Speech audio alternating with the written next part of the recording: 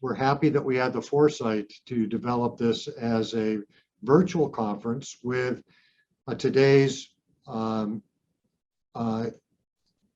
virtual and live conference. And then subsequently, there's the asynchronous content that I encourage you, if you've not already viewed, to view.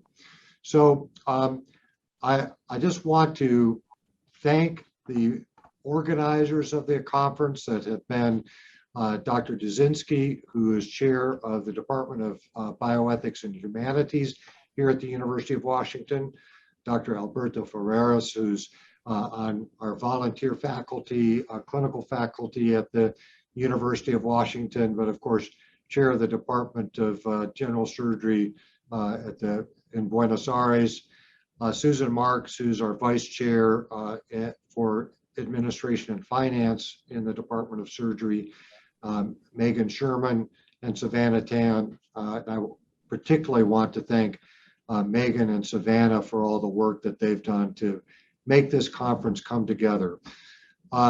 This is a really important topic for us as surgeons. We deal with ethics every day.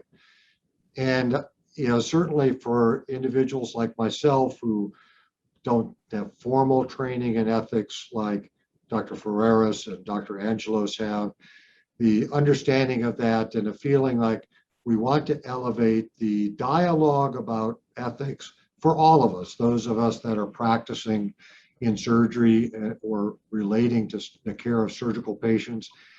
But simultaneously, we want to develop a high level of expertise like we have of attendees in this conference to provide leadership and education and curricula for our trainees, for our faculty, to develop a understanding of the principles of ethics and to be able to better apply those ethical principles in our daily practice and how we think about decision-making and communication with patients. What's been critical for that at the Department of Surgery at the University of Washington has been the recruitment of Dr. Alberto Ferreras, who has been such an incredible partner with me and with Dr. Dzinski, but has also been so generous with his expertise and his time, not only for this conference, but in training our residents and educating and mentoring our faculty. So Dr. Ferreras, you've been such a key part of our department. Thank you for organizing and leading this conference, and I'll turn things over for you to introduce your speakers and the rest of the agenda. Thank you very much, Doug. Good afternoon, welcome to the audience. This is our 2021 Surgical Ethics Conference. It's our fifth, and due to the reasons of the pandemic, we have decided to go virtual this year. You have a pre-conference couple of lectures, and these which are going to go live. We really were able to gather really a dream team of consummated clinicians and ethicists. Among them, Dr. Dzinski, Dr. Hugh Nams from the University of Loma Linda, Dr. Saba Ganae, and surgical oncologist from the University of South Dakota, Martin Montenovo, a former UW and currently University of Vanderbilt, Dr. Angie Wall from Baylor, and myself. And today, we will have the pleasure to listen to Dr. Chris Ellison, past president of the American Surgical Association, Dr. Andrew Schumann, a head and neck and oncologist surgeon from the University of Michigan, Dr. Jason Kuhn, who worked with a very good friend of mine and one of the responsibles of my training in surgical ethics, Dr. Ira Kodner from St. Louis University, and another very good friend of mine, one of my mentors in the field, Dr. Peter Angelos from the McLean Center of the University of Chicago. And I'd like to make a special mention to Dr. Carlos Pellegrini, who has been a role model and a mentor for me, who is in the audience, and I want to highlight his presence and all his support for starting my partnership with the University of Washington in the field of surgical ethics. As Dr. Good mentioned, this conference would not have been possible without the effort and the management from Megan Sherman and Savannah Tam. So for both of them, my special congratulations and recognition. And I know that Megan has some announcements to perform, and then we move to the lecture from Dr. Chris Ellison, who will address the topic of ethical leadership in time of pandemic. Thank you so much, Chris, for devoting your time and your expertise to our lecture and to our conference. Yeah, thank you. So I just have a few housekeeping things to go over as a group. Savannah and I will both be on the call for the entire time. So if you have any troubleshooting needs or need to get a hold of us, please feel free to private chat either one of us, and we will respond accordingly. Just a quick overview here, if I can get our slides to advance. For our speaker disclosures, we have them listed here. They will also communicate those at the beginning of their presentations, as well as, our agenda. So today, as Dr. Ferrer has mentioned, we will have 2 presentations, a quick 15-minute break or so, and then finish up with some additional presentations and some small group activities before we conclude. Finally, just some housekeeping with the CME information. As a reminder, for the asynchronous content that's available on our conference website, you will need to view those or have those viewed by the end of the day on August 9th in order to receive CME credit. They will be available after that, but you will not be able to earn additional credit post that point in time. So if you have not accessed that material and would like to, or have had difficulty accessing that material, please reach out to either Savannah or myself, and we can make sure that you can get on there as well. Additionally, at the end of this presentation, there will be a link to the website where the course evaluation exists, and we will communicate that address again at the end of today's session. I think we can move right to Dr. Ellison. I think Dr. Perez did an introduction for Dr. Ellison, and we can move to that presentation. Well, greetings from Columbus, Ohio. Thank you very much for the kind invitation to participate in what no doubt will be an exceptional course on ethics from one of the leading institutions in the United States, if not the world, on surgical ethics and medical ethics in general. And I'd like to thank Dr. Ferraris, Dr. Wood for the invitation, and give my greetings to Dr. Pellegrini. It is great to see you in virtual, but in person would be better. So thank you again for the invitation. So the COVID-19 pandemic severely disrupted all sectors of life in the world. And healthcare was one of the most severely impacted of these. Leaders faced many ethical challenges. Decisions frequently involved the dilemma of right versus right. To navigate this crisis, the successful leader relied on a utilitarian framework and the ethical principles of justice and beneficence to guide the ethical decision-making. I will explore ethical leadership in this pandemic and other crises as well. At the conclusion of the presentation, the attendee will understand the various types of crises, including pandemics, that leaders will face, appreciate the guiding ethical principles during a pandemic, and understand the needed adaptations that leaders need to adjust to during a pandemic as it evolves over time. Next slide, please. My disclosures are shown on this slide and are not relevant to the content of this talk. I will cover next slide, please. I will cover 5 major areas in this lecture, including the types of crises and the expected evolution of these crises that a leader may anticipate. I will share the ethical challenges that we learned from the COVID-19 pandemic, as well as the ethical principles that guided decision-making, a leader's ethical duties, and the main categories of decisions made during the pandemic as it evolved. Next slide, please. In my opinion, crises can be distinguished primarily in two forms, as defined by two factors: the scope of the crisis and the duration. I chose as one example a mass casualty event, the Boston Marathon bombing. It had a localized scope and occurred at one point in time. Next slide, please. This is very different compared to that of the COVID-19 pandemic, which was global and pervasive in nature. Healthcare providers were not only caregivers, but also potential victims, and it seems to be without apparent end. Next slide, please.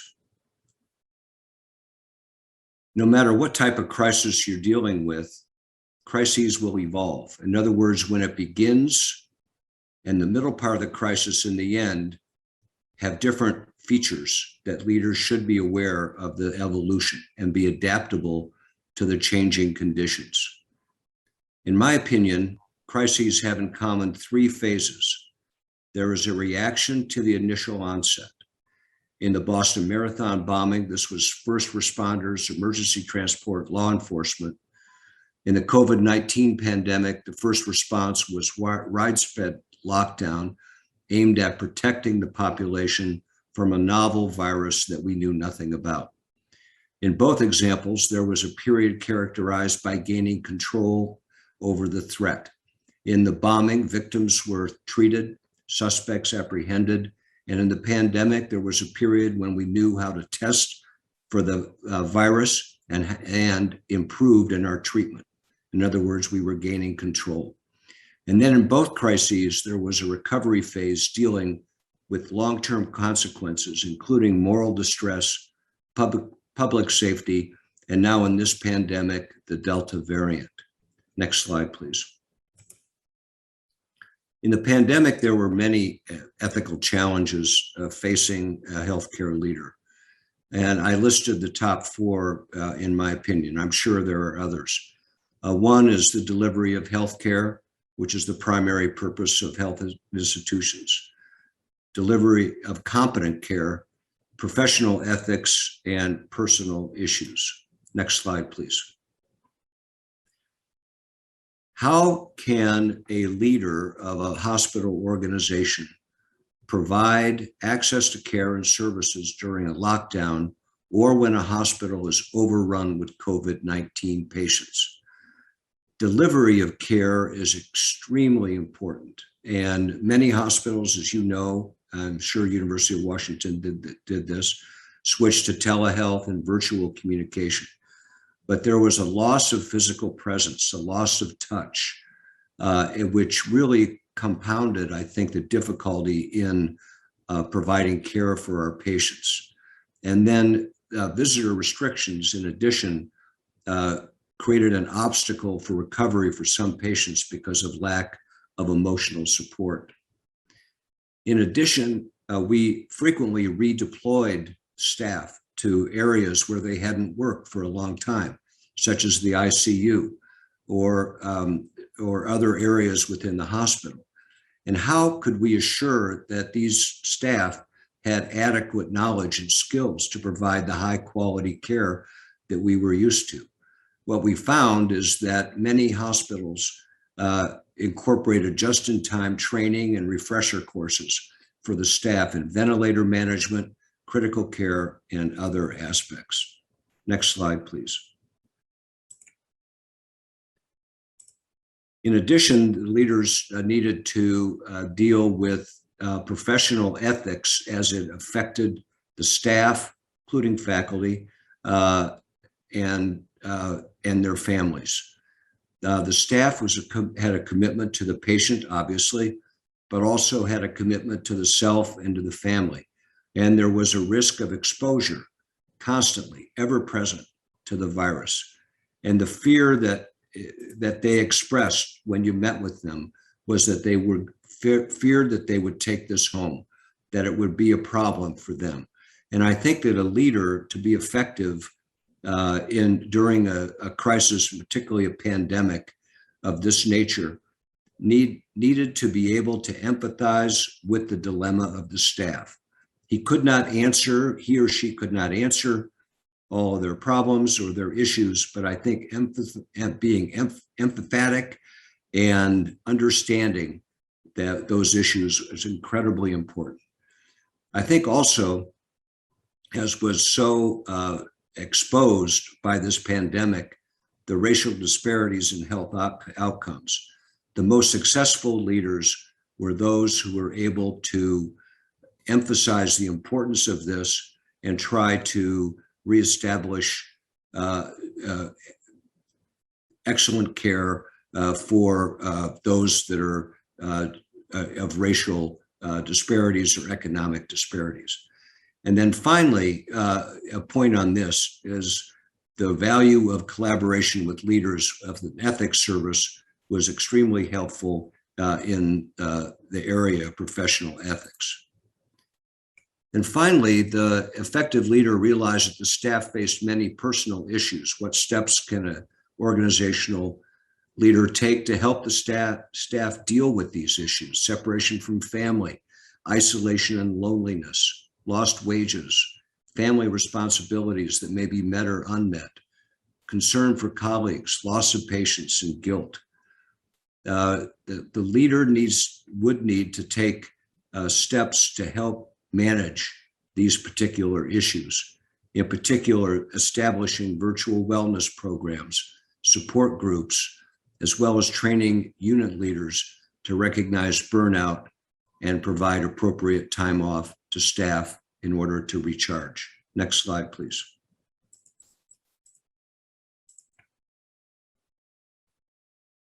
Assessing the pandemic, next slide, please, sorry. Assessing the pandemic response of a variety of organizations, it is apparent that three fundamental ethical principles were employed by leaders to guide decision-making. These include the utilitarian framework, justice, and beneficence. Next slide, please.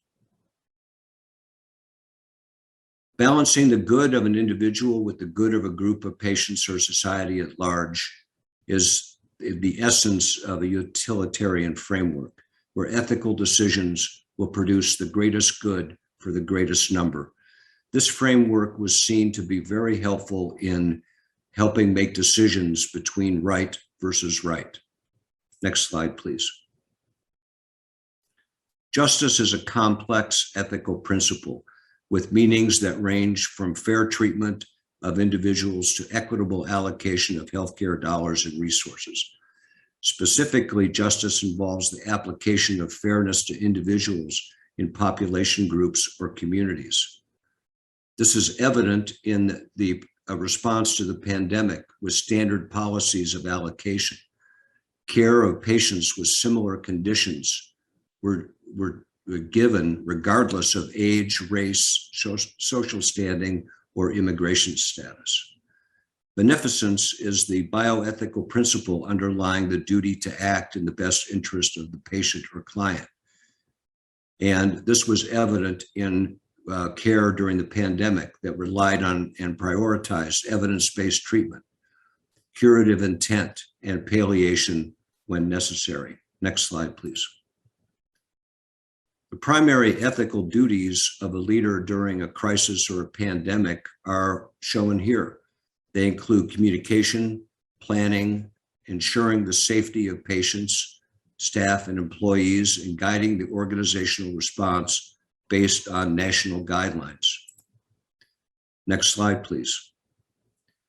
These four duties are not in separate silos, but rather occur on a continuum of leadership activity.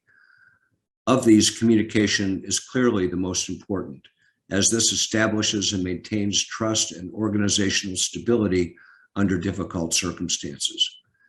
Communication consists of sharing information, listening to the staff on the front lines.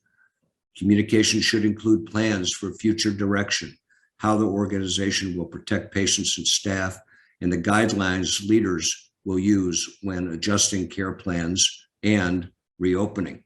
Next slide, please. The essential consideration in each of the ethical duties are shown here.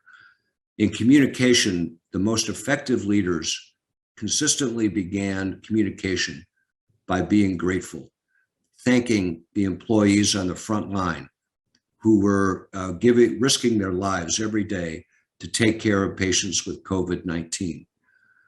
Communications were regular, ideally in person, but many times could not be, and were virtual. They were consistent. Importantly, they were truthful and informative and bidirectional, that is, allowing as much dialogue as possible. It's not a one-way conversation, it's a two-way conversation. And of course, being transparent. In addition, planning, triage decisions needed to be transparent as well. The tools available for testing and treatment, and the process available for establishing different priorities in surgical and medical care. Safeguarding our patients and families and our staff required PPE and testing for the COVID virus and wellness programs and now vaccines. And very importantly, leaders needed to be aware of guidance in terms of contingency, levels of care, and crisis standards of care. Next slide, please. With regard to this latter point, the Institute of Medicine in 2012 developed a crisis standards of care. And this actually laid out that when a substantial change in usual healthcare operations and the level of care is necessary possible to deliver, which is made necessary by a pervasive disaster. And this allowed us to focus resources on those who will benefit, exclude those who would potentially die even with treatment, and then put into place palliative care options. So a leader would need to be aware of this type of information. There are three categories of leadership decisions common to each phase of the pandemic. These include the triage processes and ethical allocation of limited resources. There are unique decisions given the circumstances at a given point in time that leaders need to consider while relying on the ethical framework and principles previously outlined. Next slide. Next slide, please. The evolution of the pandemic in three phases introduced at the beginning of this talk are superimposed on the COVID incidence curves. That is, the daily trends in the number of COVID-19 cases in the United States as reported to the CDC. So I think it's important to appreciate that some of the most challenging circumstances of the pandemic did not occur at the highest levels of infection, but rather on the left side of this curve at its inception. Next slide, please. Although there were severe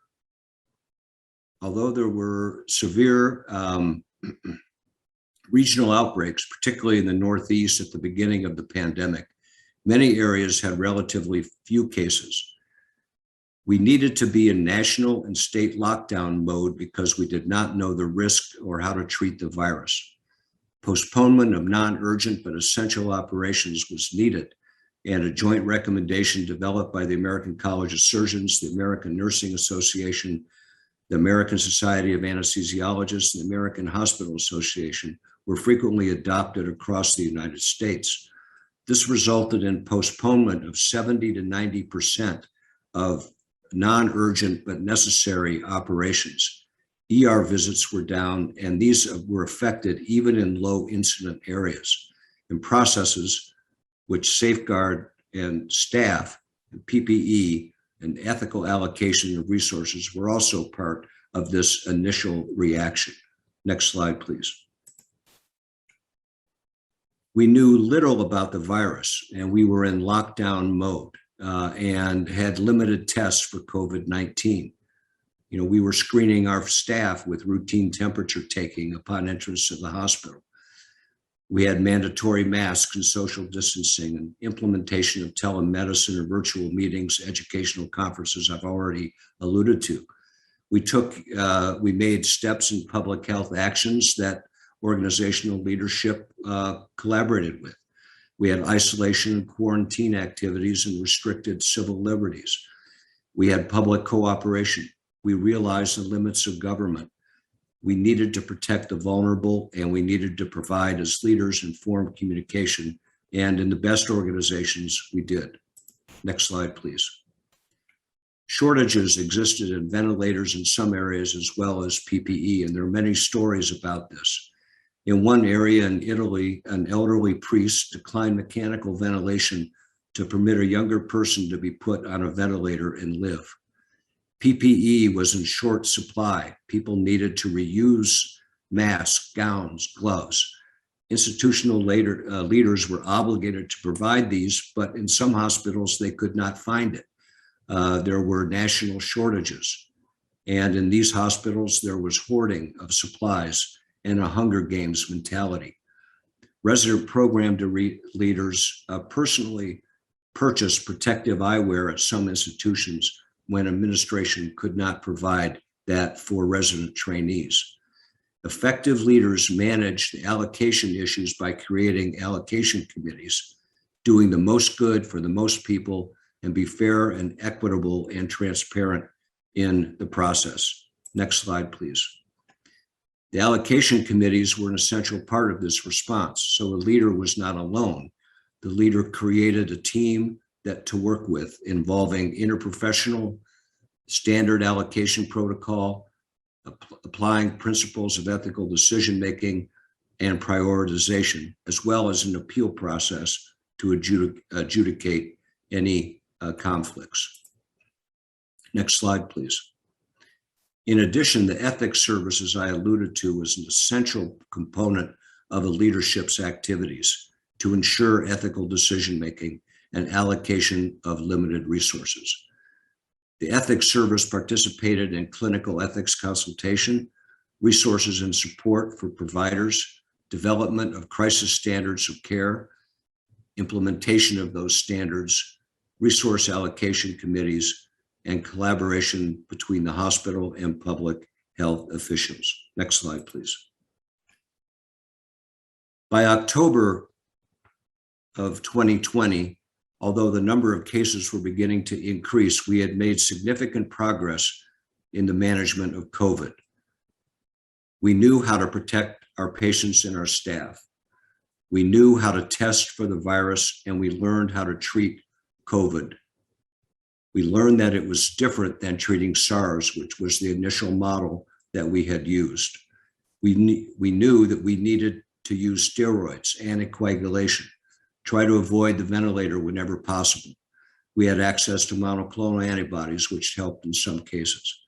And by the end of October, the hospitals actually began to reopen for some non-urgent but needed elective procedures, hospitalizations, and surgeries. However, in October 2020, there was another exponential increase in COVID-19, which began to gradually increase, but then exponential growth, increasing from less than 50,000 cases on a daily average to over 200,000 cases. And this continued through January. During this time, many healthcare centers reported gradual return of essential elective case volume, but many healthcare centers needed to reestablish postponement of these operations and treatments because of this new surge in the virus. And this reportedly affected 34 states and as many as 116 hospitals in November of 2020. And then we were following at that time a joint statement led by the American College of Surgeons. Next slide, please.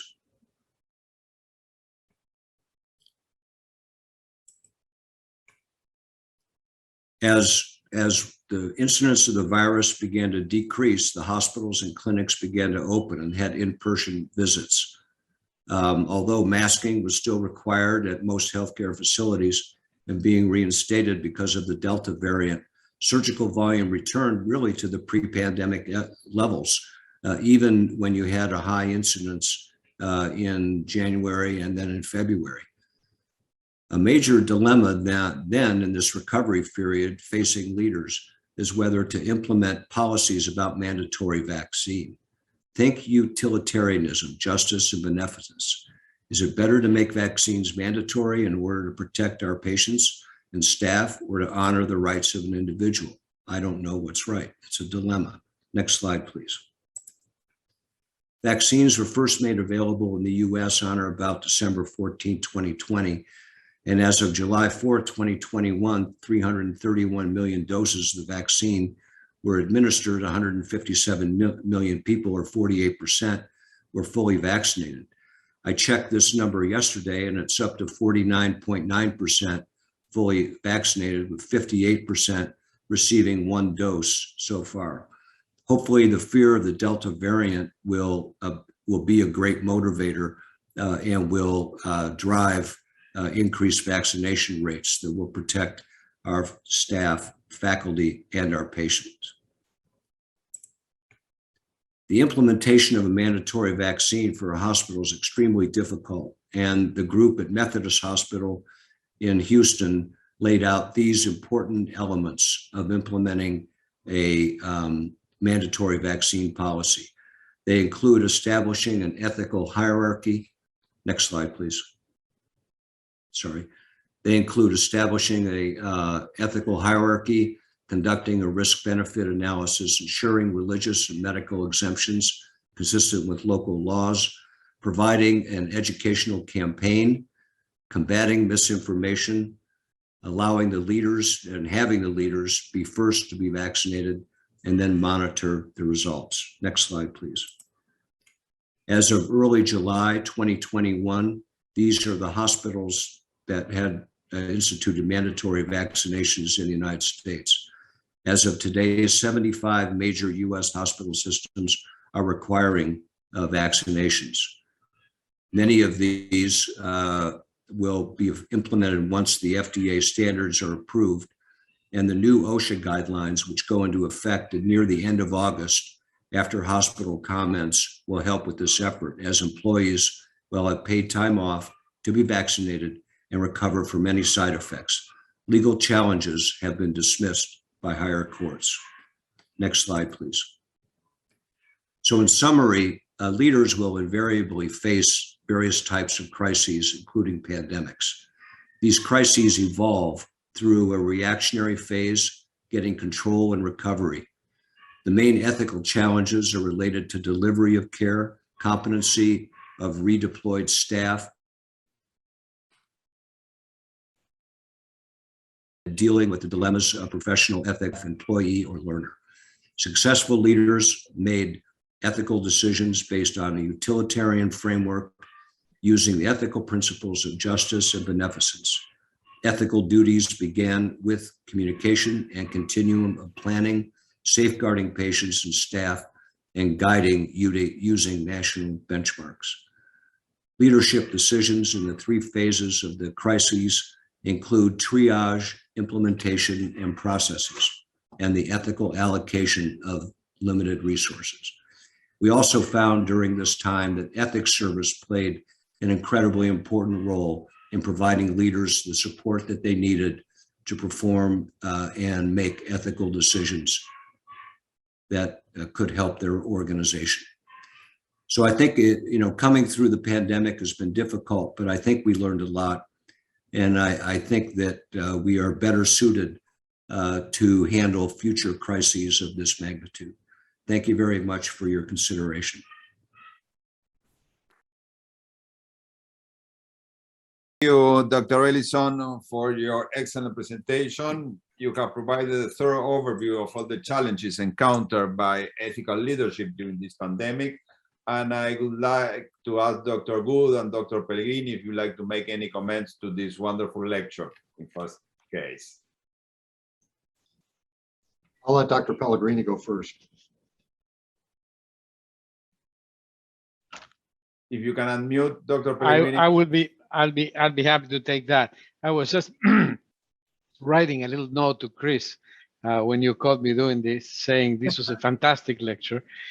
It's rare that an individual will stick to the title of the lecture with the objectivity, the conciseness, and the eloquence that we heard today. This was just truly fantastic.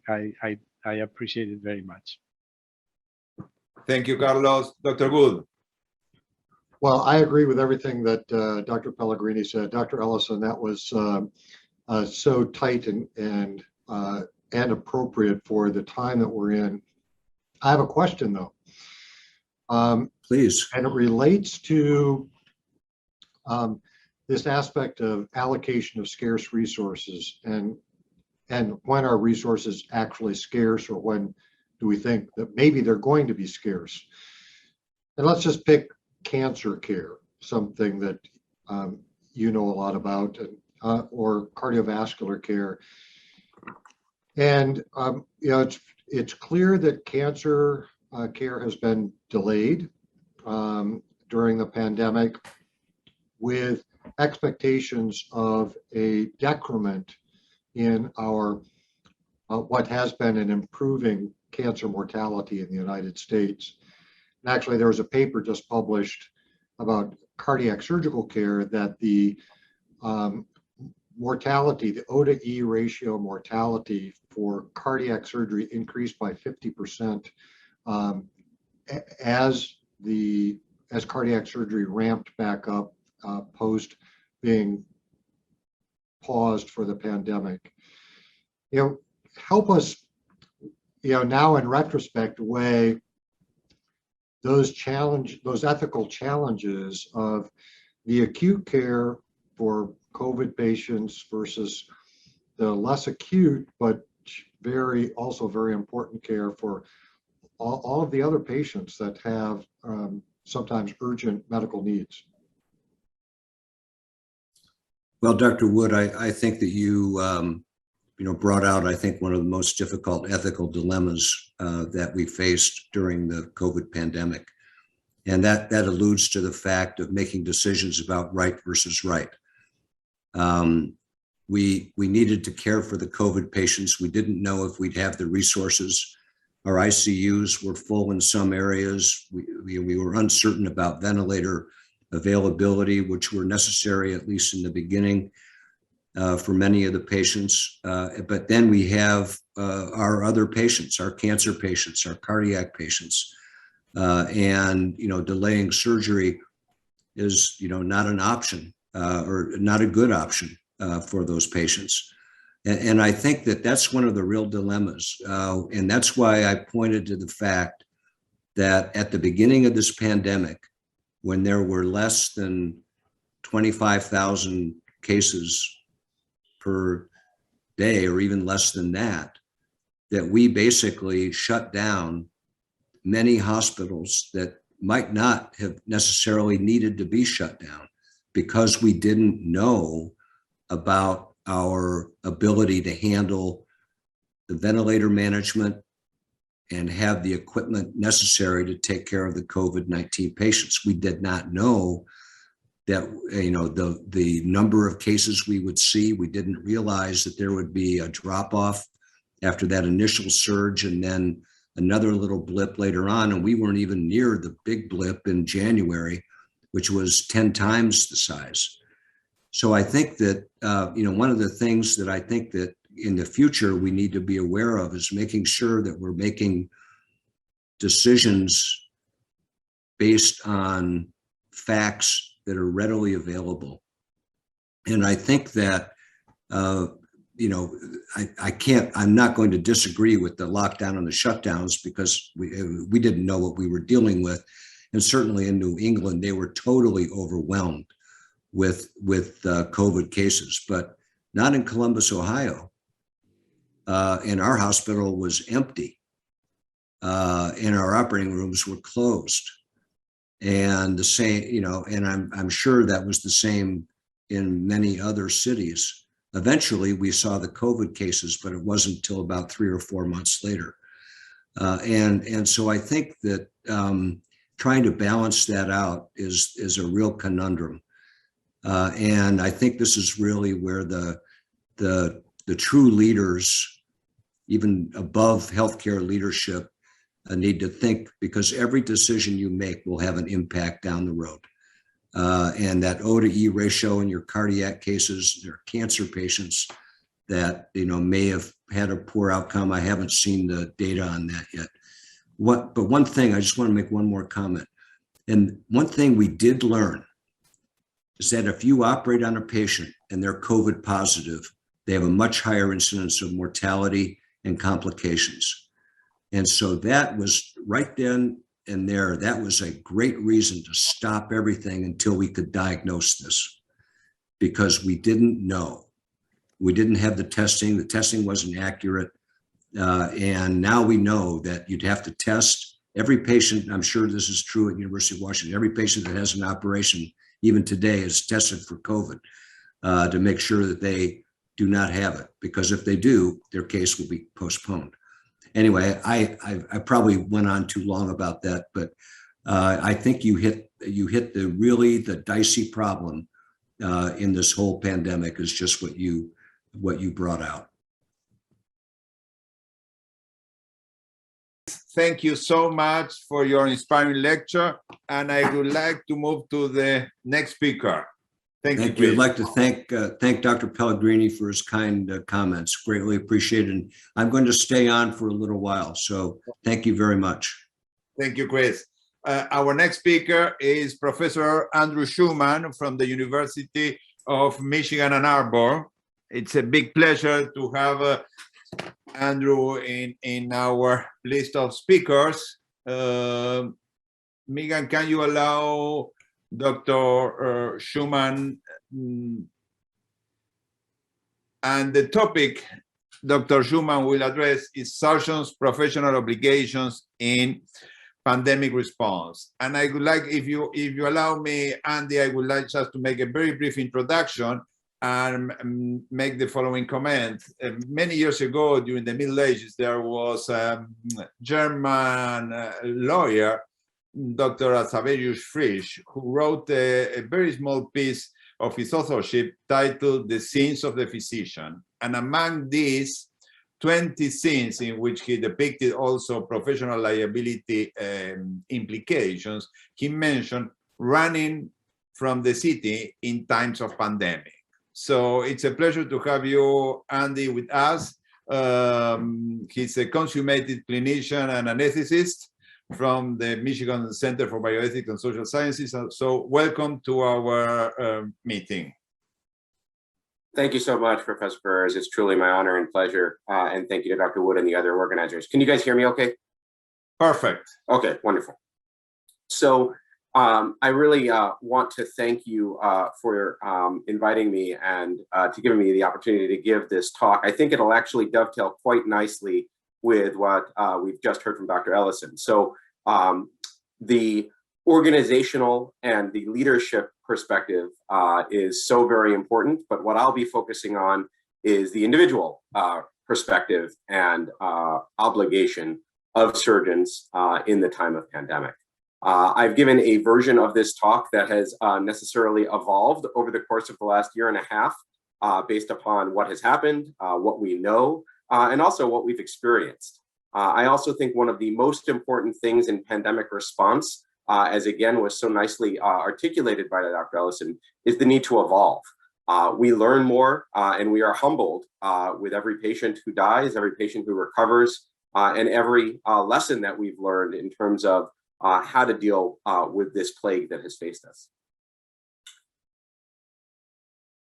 So I have no disclosures and the content herein is mine.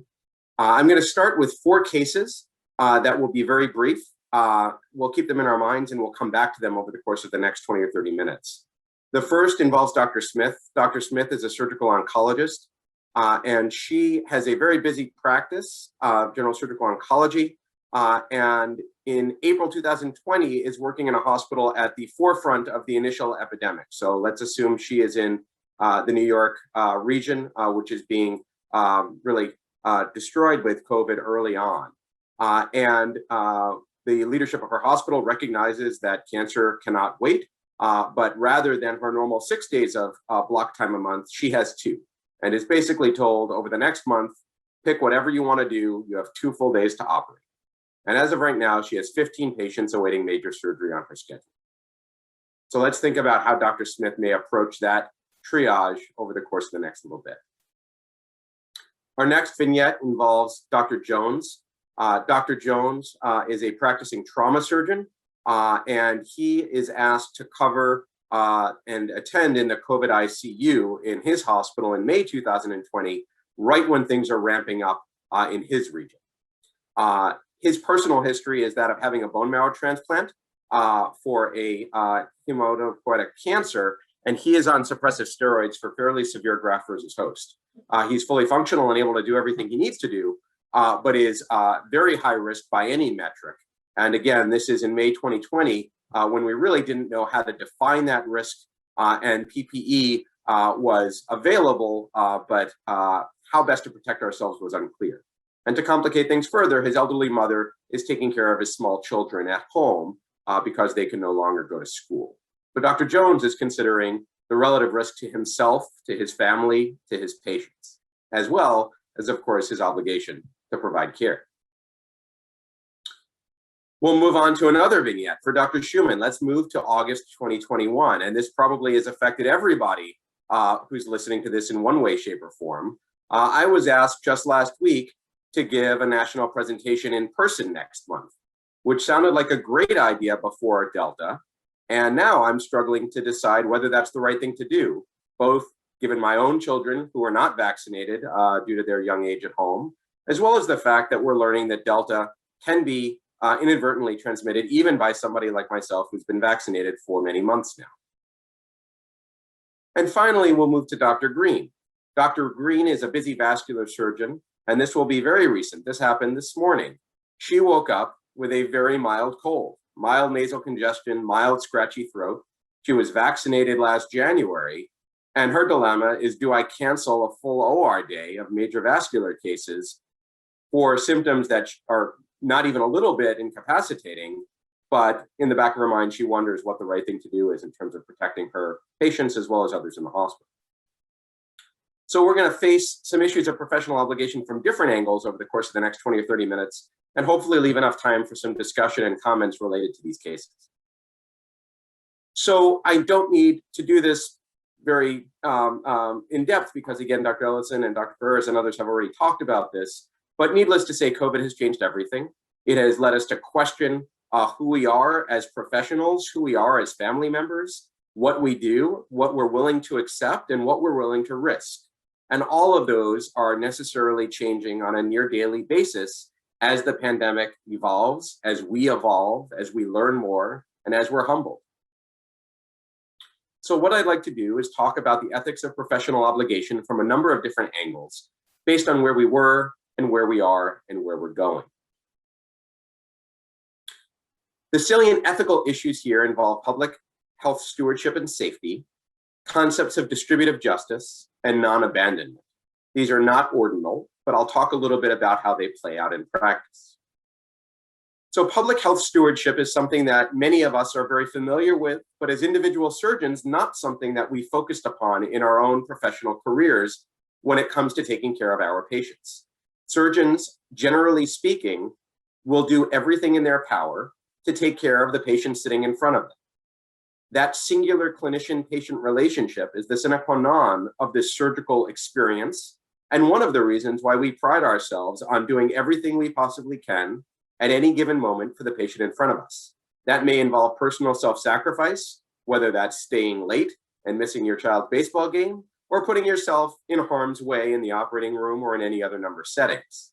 But by necessity, that individualized relationship is driven by that relationship between an individual patient and provider, but not society.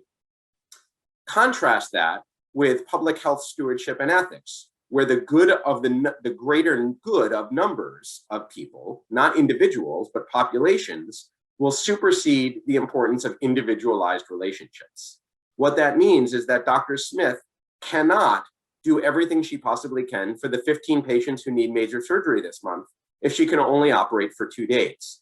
So the challenge of public health ethics and public health stewardship is the fact that we simply cannot act in the way that we did before without regard to the individual needs of every individual patient, without considering the needs of the greater good.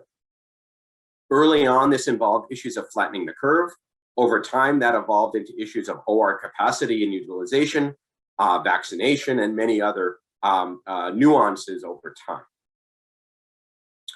But we're not good at that as doctors in general, but certainly as surgeons. We don't like to be told no. We don't like to be told that something's not possible. And generally speaking, we will take levels of risk and levels of personal self-sacrifice that will make these things available. But the bottom line is, if the ECMO circuits don't exist, then certain operations can't happen. If ventilators or beds or nurses are not available, we cannot do what we need to do. And again, as Dr. Ellison just stated, if patients are at risk for COVID, we know that the risk of their complications postoperatively are that much greater.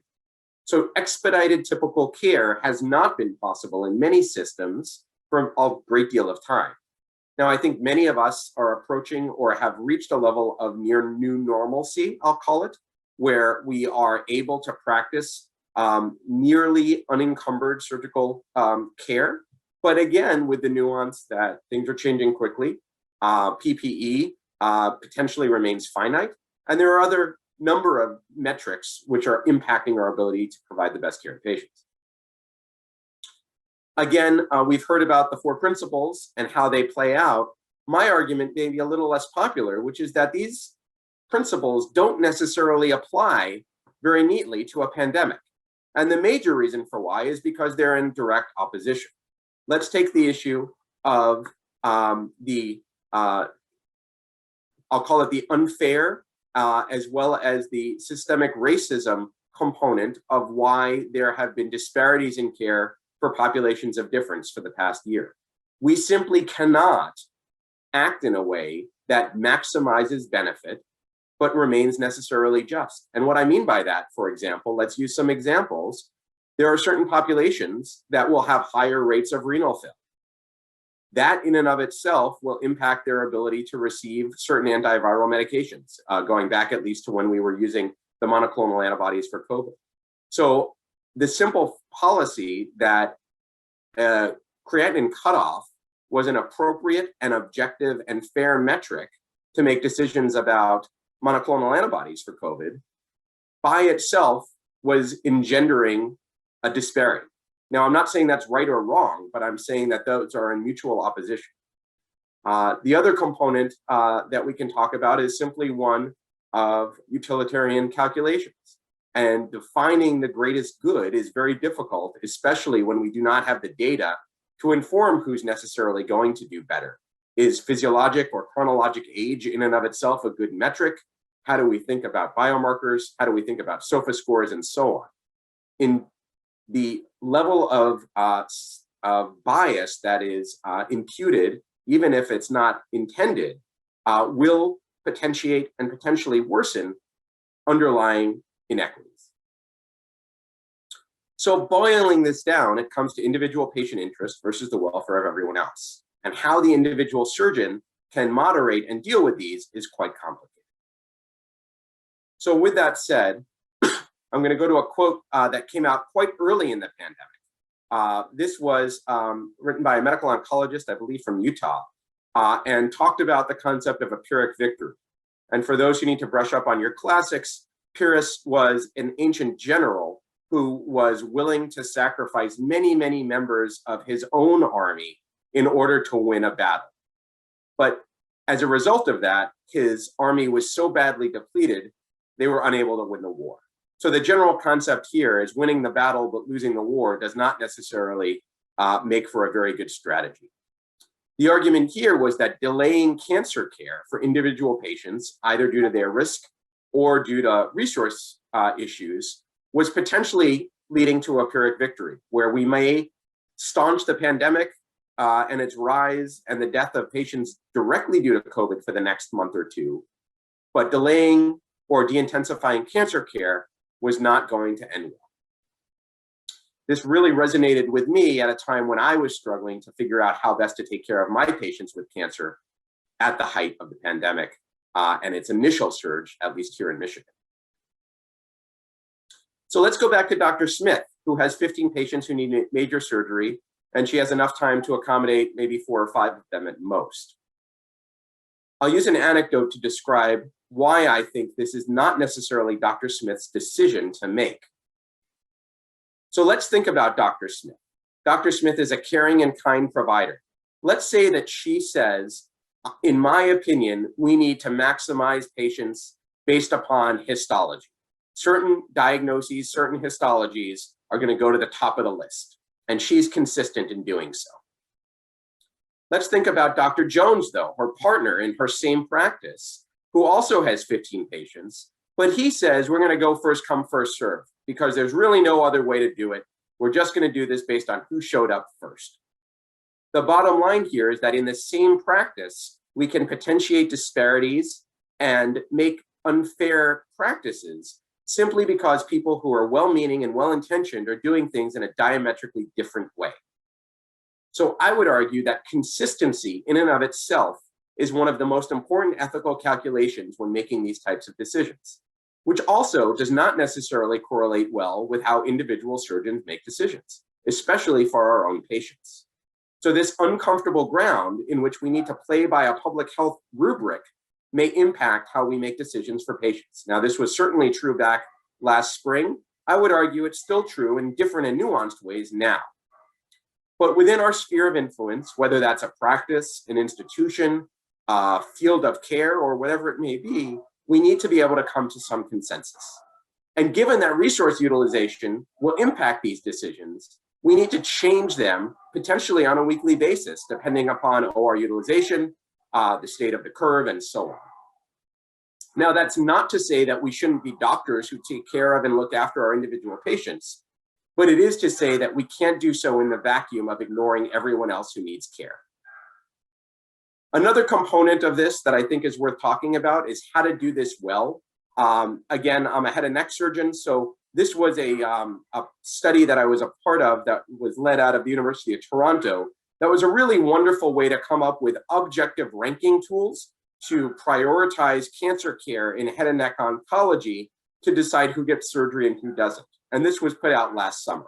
Now, I don't put this up to say everybody should follow this type of a rubric, but rather to give it as an example of how individual surgeons can join together to come up with a rubric that may not be the best, but is consistent and is reasoned and is fair and is evidence-driven. We'll move on to Dr. Jones. Dr. Jones, recall, is our transplant surgeon our trauma surgeon who is asked to perform aerosol-generating procedures early in the pandemic, despite his very high risk. There's different levels of obligation. So the gentleman on the left of your screen is a good Samaritan who ran into a burning building with no regard to his personal safety, picked up a man who succumbed to smoke and flames, put him on his back and carried him out. That man, by any metric, is a hero. We will laud him, we will praise him, we will extol him, and we'll say that his actions were above and beyond any call of duty. The gentlewoman to your right is a firefighter. She similarly responded to the call of duty, but in a different way. It's her job. She has the necessary equipment. She is paid to do this work, and she is no less heroic, of course.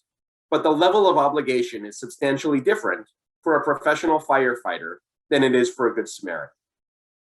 You might make an equation here, or at least talk a little bit about how surgeons would fall into this. It would be inappropriate, certainly heroic, but probably inappropriate to run into a room of a critically ill COVID patient without any PPE and without any regard to your own health. However, to do so with the right equipment in the right setting is no less heroic, but at least part of our job. This quote came out from the AMA a number of years ago.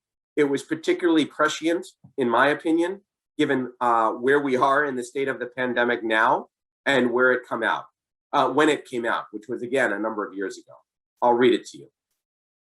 Plagues and pandemics respect no national borders in a world of global commerce and travel. Through the centuries, individual physicians have fulfilled this obligation by applying their skills and their knowledge competently, selflessly, and at times heroically. Today, our profession must affirm its historical commitment to combat natural and man-made assault on health and well-being of humankind. Humanity is our patient. Again, written long before COVID. Another nuance on this came out in the American Journal of Bioethics. This is by Matt Winnie and his group, who's a wonderful bioethicist at the University of Colorado. His argument, excuse me, is that our job is more nuanced. We need to take all reasonable precautions to prevent illness among ourselves. We need to use PPE. We need to make sure that we care for those who become ill. That includes doctors, that includes nurses, but that also includes people who clean, who are housekeeping or transport or orderly, or anyone who works in our system who's putting themselves in harm's way, whether or not they are a clinician. We also need to work to reduce or eliminate malpractice using crisis standards of care that, again, Dr. Ellison and others have alluded to, in a way to protect people who are not able to practice medicine the way that we want to, but are doing the best that we can in limited settings. And finally, there needs to be a system to provide compensation for those who are injured and die, and that normal workman's compensation or disability insurance may not be sufficient in this setting, especially for those who are underinsured or are indigent to begin with. Another quote from this paper talks about how the duty should be attenuated but not eliminated by a physician's responsibility not to become a patient him or herself, and that risks need to be balanced against capacity to do good in the future. Heroism is to be commended, but martyrdom is not often called for. And I would go further and argue that martyrdom is probably inappropriate in many settings, because our good and our potential good for future patients in many ways will outweigh, in my mind, creating a martyr in one moment.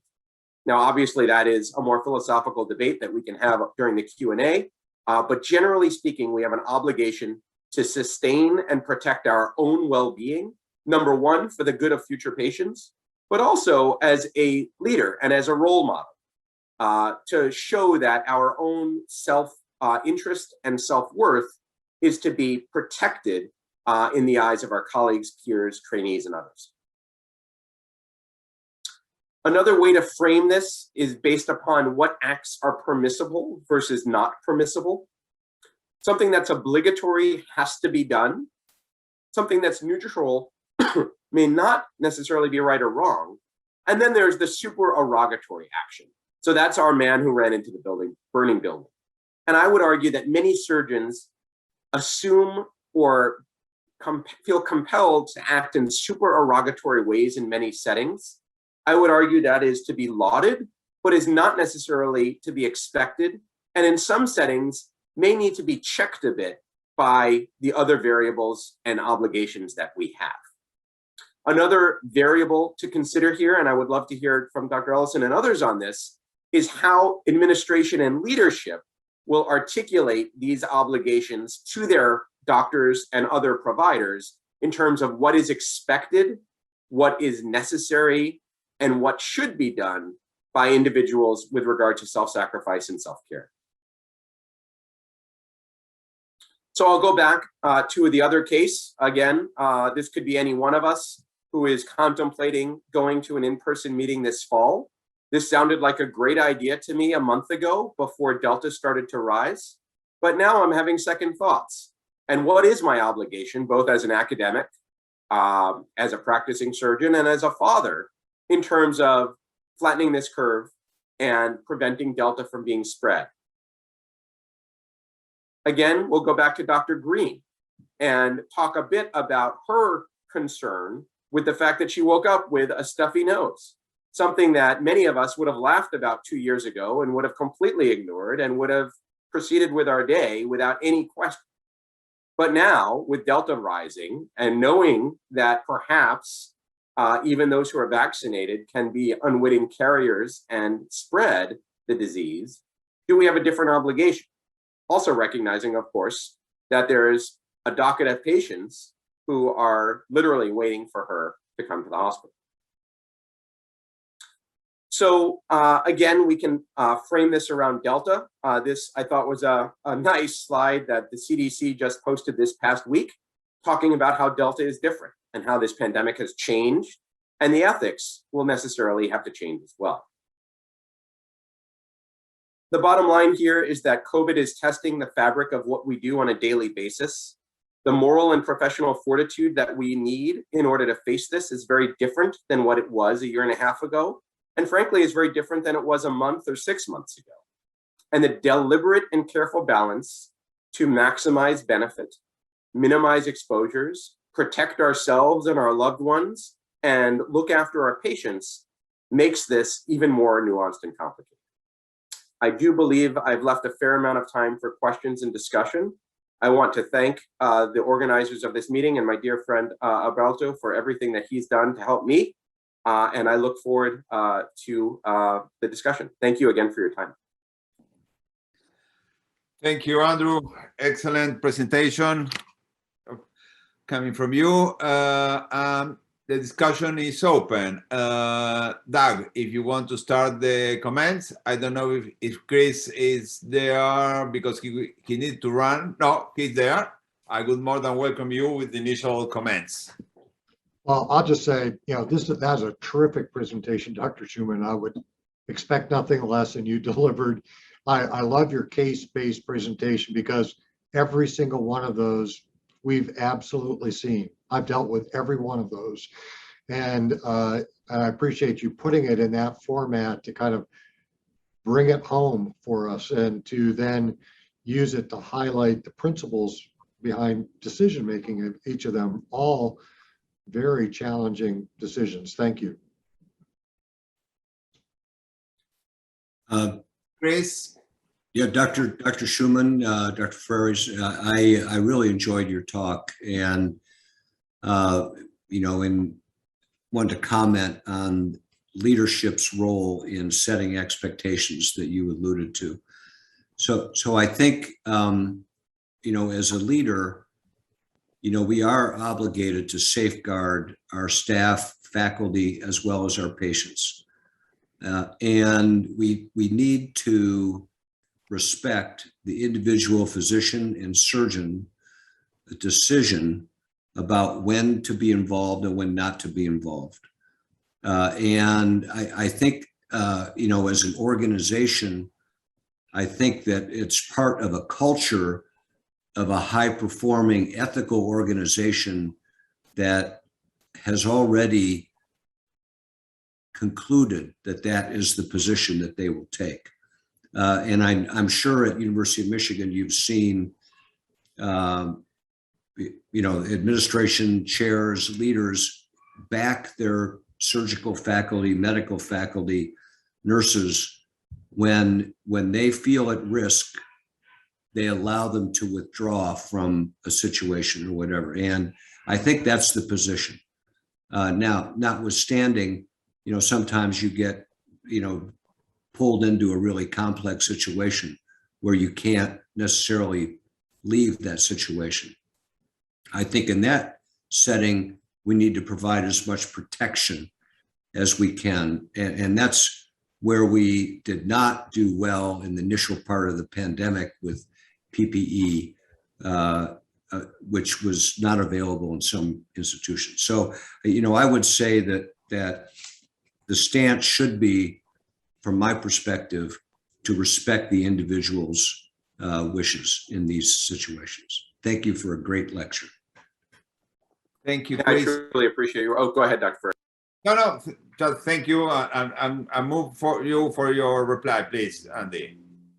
Yeah, no, I completely agree. And I think the importance, as you articulated during your talk, of open communication is a good one. And part of that open communication is being brutally honest about what we don't know and what is out of our control. And that may involve issues of PPE.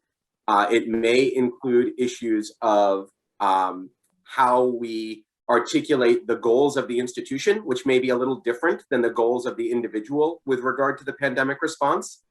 And I'm being a little glib, but the financial component is a big one as well. in terms of how the finances of the pandemic impacted organizations and individuals from early on, and that evolved over time.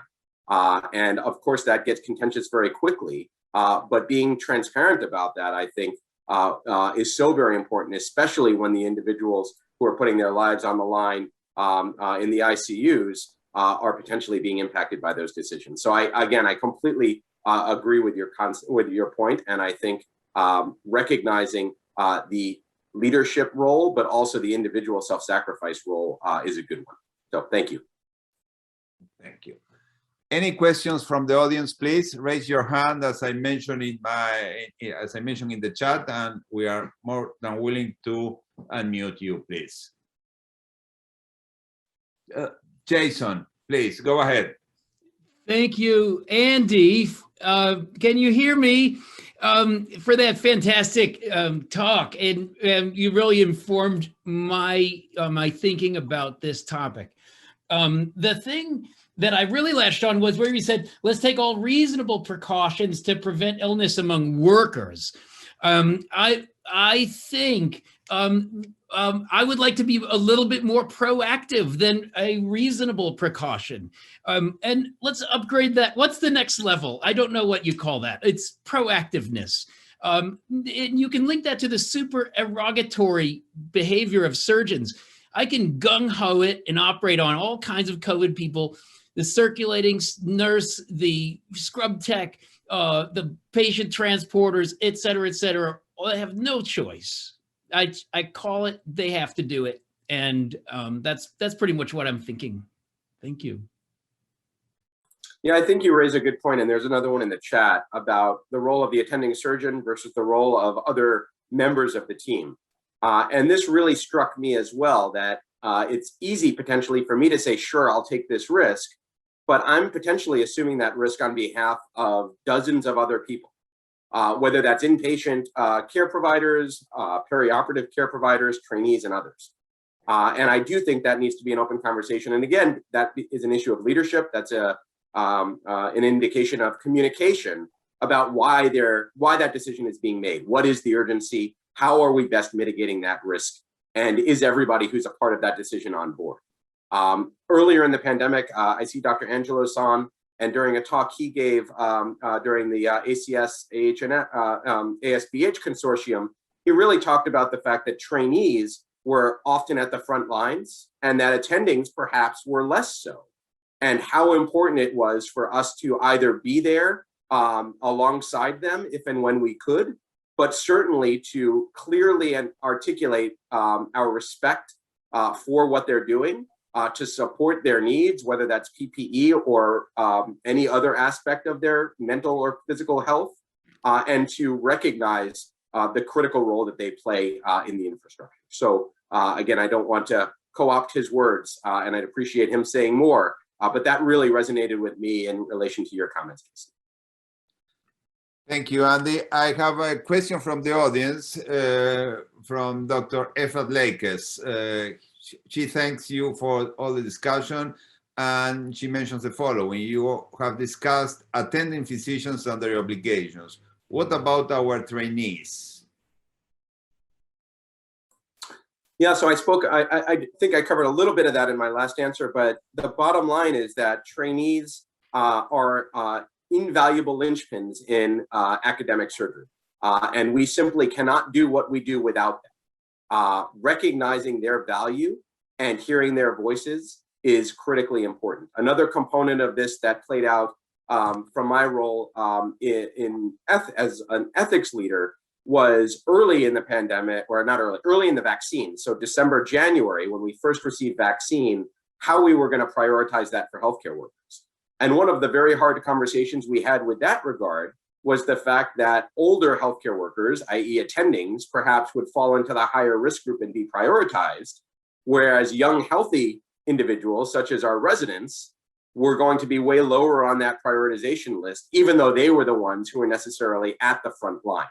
And that tension was somewhat contentious and really required some hard conversations to decide how best to mitigate those opposing or at least conflicting perspectives. So again, I don't have a brilliant answer other than to say trainees absolutely deserve the respect, consideration, and a seat at the table when we're making these decisions.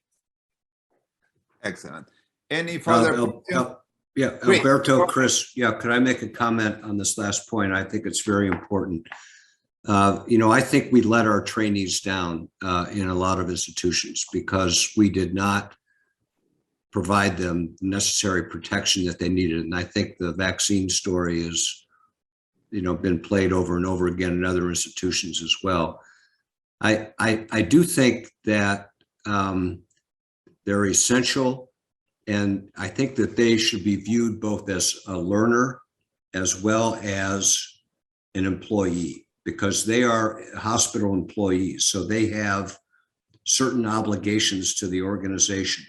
And that's where it becomes, I think, kind of a difficult management issue about where to place. I think you have to do your best to protect the resident from injury, infection, and those types of things.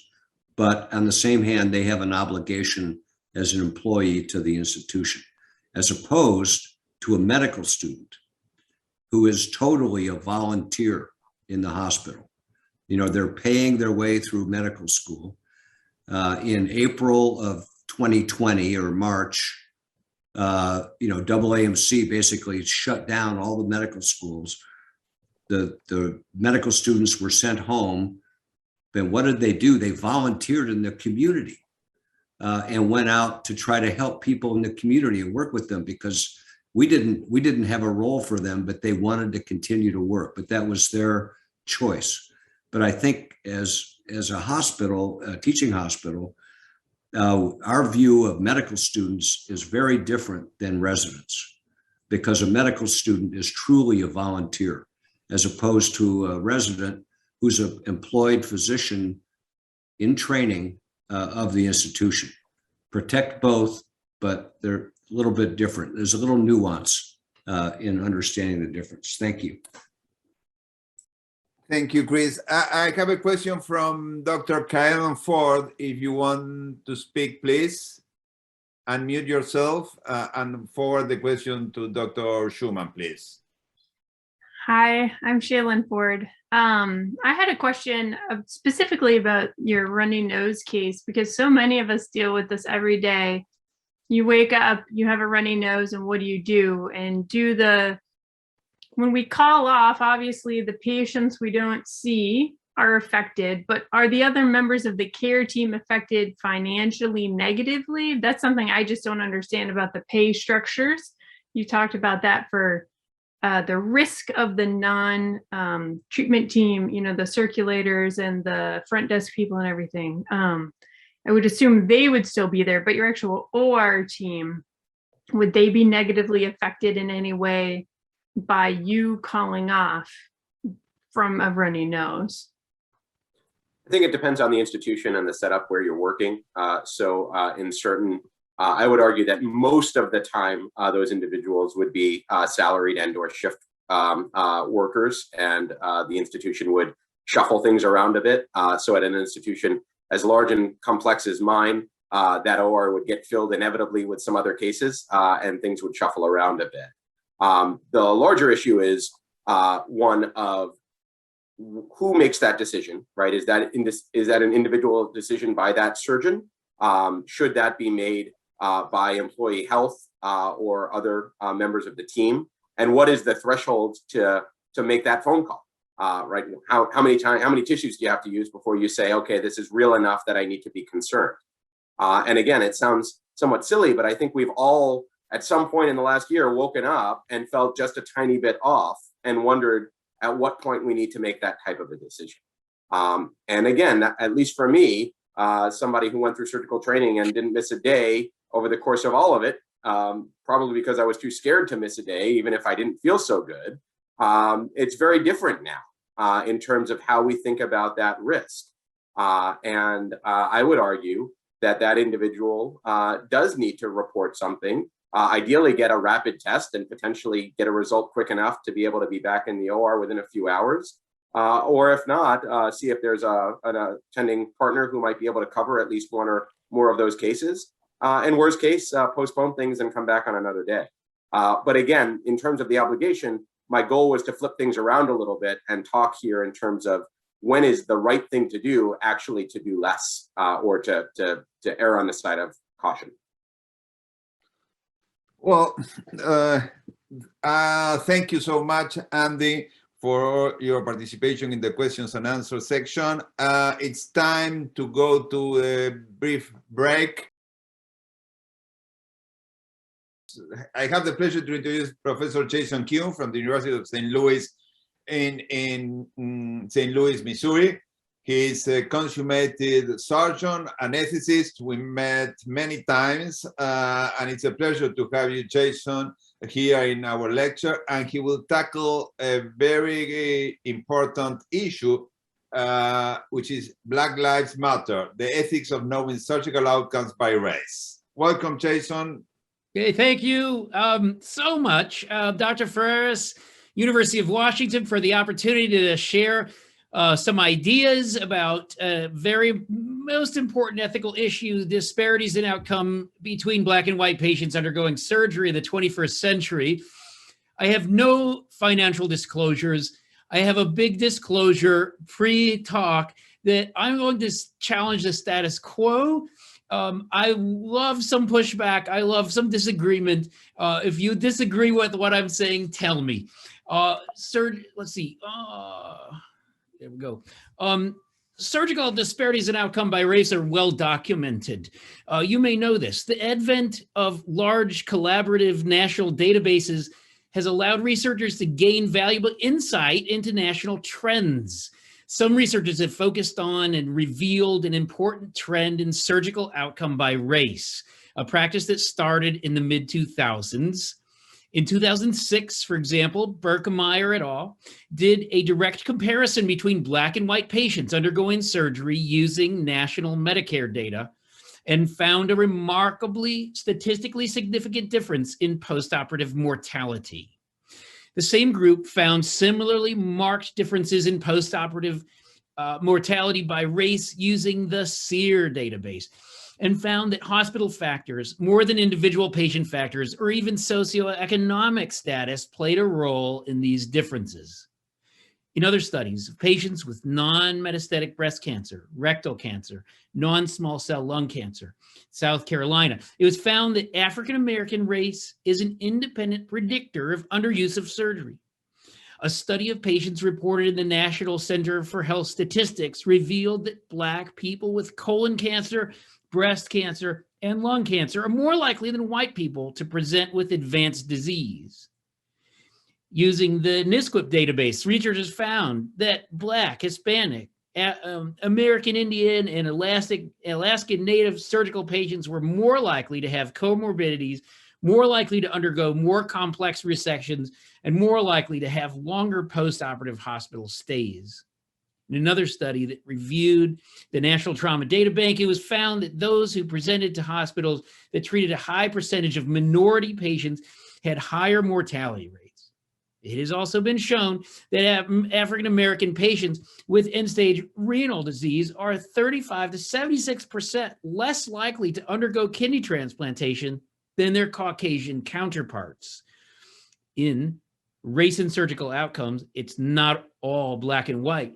Selwyn Rogers used the National Surgical Quality Improvement Project database to demonstrate that though African-American race is associated with greater comorbidities and cardiac and renal complications, race itself is not an independent predictor of mortality after the most common general surgery procedures, implying that surgeons should focus more on the effective treatment of comorbidities and perioperative care in these populations.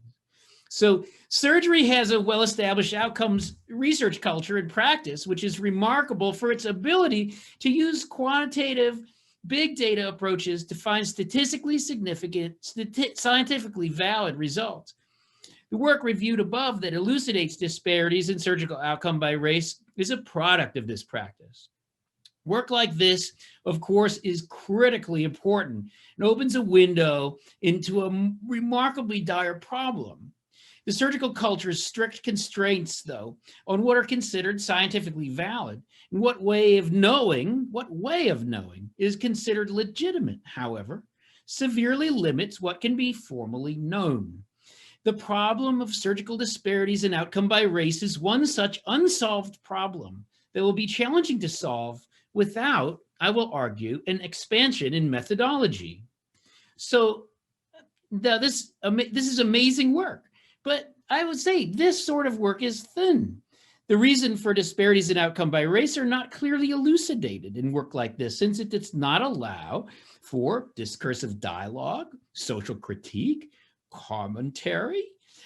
Its orthodox positivism indeed allows only a fact-value dichotomy in which values that are not falsifiable are considered basically worthless. It's opinion, think pieces. There's a dangerous emptiness in this thinness when it's considered a complete accounting of the problem. A wringing of hands occurs, a carrying on, and then business as usual. The work is also shy. The way I would describe that is the notion of something like social determinants of health, for example, is itself an explanatory factor that is kind of thin too. It serves little more than a scapegoat when put forth as a reason for disparities in outcome by race. The problems of disparities in outcome can be blamed on extra surgical factors. There is an apprehension that can be detected by a lack of literature that tries to probe the problem deeper or with other methods. The work is also restrained and awkward when contrasted with the richness of something like the American Civil Rights Movement, more contemporary instances of racial justice issues in America, like the new Jim Crow, the Black Lives Matter movement, and so on. The problem yearns for a more contemporary solution, one that is not shy in this way, this work is, and one that shares features of these contemporary movements. So the thinness and shyness of this approach to surgical outcomes is rooted, I would say, in a baseline crisis of knowledge and identity, knowledge identity for surgeons. The crisis is rooted in the way of knowing, and epistemology is a source of anxiety for surgeons that's unlikely to be alleviated by striving harder at the status quo. The crisis is one that tends to drive surgery away from the personalized care of any marginalized person and from patient-centered care itself. And this in an era where precision medicine is central to the future of medicine. So I want to think about scientific validity some before we go much further. And the dominance and pervasiveness of the pharmaceutical industry has set a standard for scientific validity, which can only be achieved through well-funded, randomized, placebo-controlled clinical trials. This gold standard method, though, is just simply out of reach for surgery for reasons of ethics, cost, and the fact that surgery is anything but uniform from instance to instance, the way a manufactured pill is. A hernia repair can look very different, as you know, from operating room to operating room, where the incisions are, the method of dissection, handling the bowel, what materials are used in the reconstruction can all vary, for example. But all the variations can rightly be called a hernia repair. Surgery resists standardization, hence it resists the version of scientific validity that is specified most commonly in medical culture. Since clean validity is out of reach, surgery turns to very large observational studies using econometrics methodology to look at data sets which tend to be prospectively gathered and retrospectively analyzed. They're amazing things. They are valuable in the world of surgery, yet I will critique them. These studies typically have thousands or tens of thousands or hundreds of thousands of subjects. The validity of a large observational study like this approaches that of the gold standard randomized trial, but it doesn't quite meet it. There's a certain striving for validity positioning in a world where access to such trials is next to impossible. This can be observed by attempt to make observational studies more resemble the randomized trial. So propensity scores, instrumental variables, the difference in differences approaches, the regression discontinuity, or all these are the names for the commonly used methods in surgery to work the data so it is understood as being more scientifically valid. Such methodologies represent a black box to all but the most sophisticated outcome researchers, making trust in these researchers paramount, and they are widely trusted. The studies of disparities in the surgical outcome by race that I outlined at the beginning arise from this framework. What is more, the distance between this approach and what might be understood about surgery in the mainstream creates a certain seclusion to the research that exacerbates and inflames the problem. Though on its face, as you know, surgery seems quite technical. Surgery is predominantly a knowledge activity. The way surgeons are certified is testament to this. To become board certified in surgery in the US, which is the only way to be recognized by the major institutions as a surgeon, one must take a series of multiple choice exams and be able to depict orally what one would do in a variety of cases in an oral boards exam, but never need one formally demonstrate physical or technical ability at the same level. Knowing outcomes and knowing what to do, therefore, in surgery are integrated. These large observational methods that I describe have been so overarchingly dominant that alternative methods of knowledge generation in surgery and alternative evidence-based or even non-evidence-based ways of knowing are rarely discussed in any formal context. Since surgery is pervasive and often results in permanent changes to bodies, its methods are worthy of deep scrutiny. To go further in understanding why this methodology is not able to capture the nuances of the problem of disparities in surgical outcome by race, I describe its tendency to depict a normate. Such studies require, this is a term of art, normate. Such studies require a large number of patients to achieve validity, much larger than those required by randomized controlled clinical trials. Their validity success depends in particular in aggregating so many individuals that statistical significance is reached. They describe with remarkable precision a fictional patient who is normal, averaged, and central in every way. The patient portrayed in such studies can be thought of critically as this normate, a term of art invented by Rosemary Garland Thompson to mean a theoretical, extraordinarily normal in every way person. The dominant methodology in surgery seems to have developed and entrenched what I might call a data normate, a quantitative database depiction of a fictional person who is normal in every way. Even more useful to explain how such data structures can exclude the marginalized patient is the normate template of Amy Hamre. Normate template. The normate template, according to Hamre, is when the normate is used as a substrate for further work. So in Hamre's case, design, she brings out examples like the modulator of Le Corbusier and Da Vinci's Vitruvian Man. These examples of perfect or most common geometric embodiment. As Hamre succinctly puts it, normate represents the unmarked privilege of majority embodiments. White, male, cisgendered, heterosexual, able-bodied, middle-class bodies that appear neutral when their social location is in fact highly specific. When the normate serves as a neutral template for design, what emerges is a built environment that's accessible only to certain bodies. So the resulting of this striving for validity is that surgery has developed a data normate template that is structural, business as usual, and it's every bit a system of exclusion that segregates spaces and people among the axes of disability, race, class, and gender, as Hamre has noted in examples of design. Now we've entered an era in which patient-centeredness has taken root as a good. And this, I argue, deepens surgery's crisis of identity. Decision aids, which is the way that we do patient-centeredness, can only use data normates like this, because that's the data. So we end up with studies that try to make the results of this pervasive and dominant approach to outcomes take shapes that it simply can't. The data normate template is sufficient for such a claim, revealing that only the normate that results from this way these studies are structured are what matter for patient-centeredness. It is an attempt at entrenchment of a status quo that, in my opinion, fails. So how do we get out of this situation? In the remainder of this talk, I'm going to discuss the work of two thinkers who I think can show a path forward. Something called a hermeneutical lacuna, which I'll tell you is a concept by the philosopher Miranda Fricker, and the idea of a hybrid forum, which is a concept brought about by a French philosopher named Michel Calon. So a messy world with its evils seems to lurk beyond the clean edges of these quantitative database studies. My goal here is to suggest that an expansion of methodology is going to be necessary to reveal that messy world, to peer into that space that lurks beyond the numbers.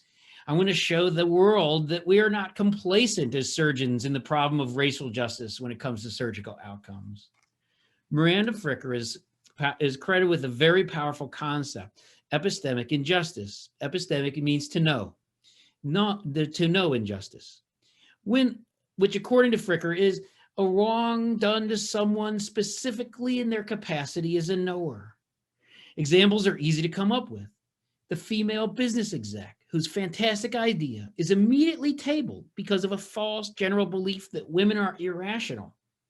The Black scientist on CNN whose important finding is discounted immediately by viewers at home because of a false belief that Black people are not trustworthy. These are both examples of what Fricker would call testimonial injustice. Testimonial injustice comes about when an expression by a person is accorded less credibility than it should be due to prejudice against the person. But I want to focus on the other type of epistemic injustice she describes. Hermeneutical injustice occurs when a person or group is marginalized because they suffer a problem with the ability to participate in the social meaning making of their lives. And this paucity or problem is the result of a distinct power relation differential. There's differences in power that cause this to happen between people. Another way of saying it is that the injustice happens when one social situation is ignored because of a gap in the collective tools of society to understand it. The word hermeneutical or hermeneutic is a fancy word that basically means the art of interpretation or the art of understanding or the art of communication.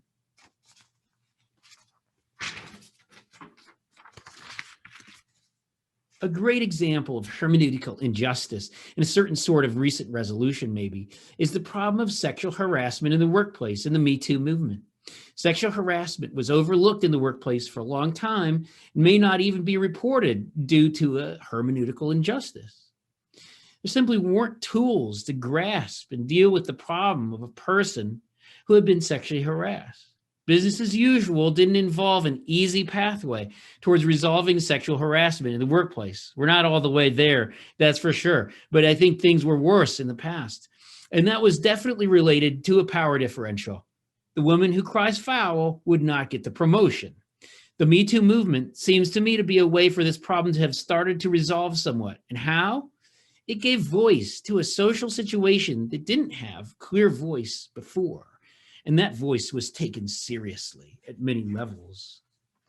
A power differential exists between surgeons and patients.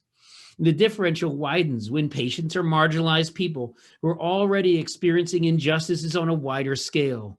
It exists in part due to a gap in knowledge about what is found inside bodies, what might be done inside bodies with suture, mesh, energy, dissection, and how this knowledge interacts with a person's well-being.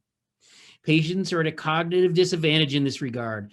This is layered on top of the classic power differentials of race and class that pervade every cultural plane.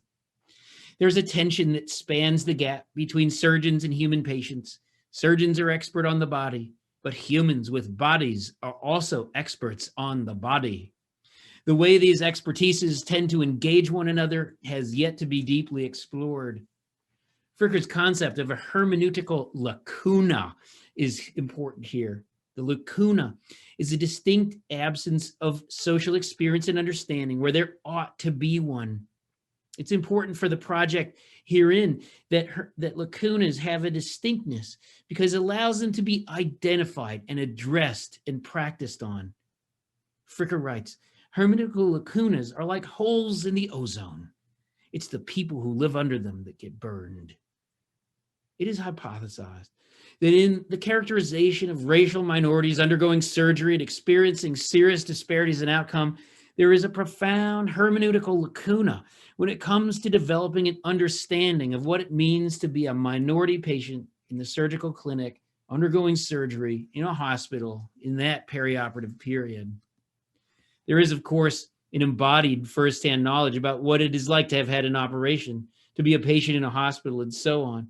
And such knowledges, of course, exist in all patients, and of course, all those who have minority bodies too.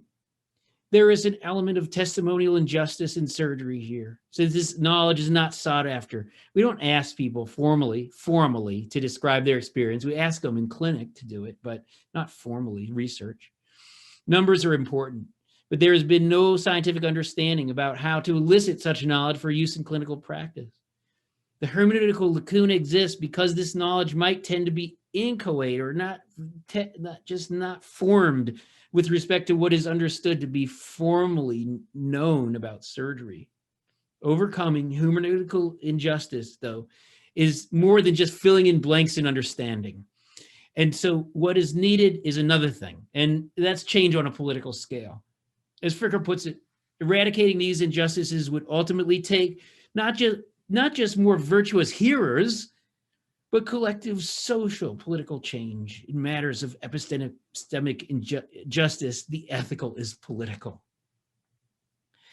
The work of Michel Calon is where this comes in. So this is the book, Acting in an Uncertain World, an essay on technical democracy. I love this book.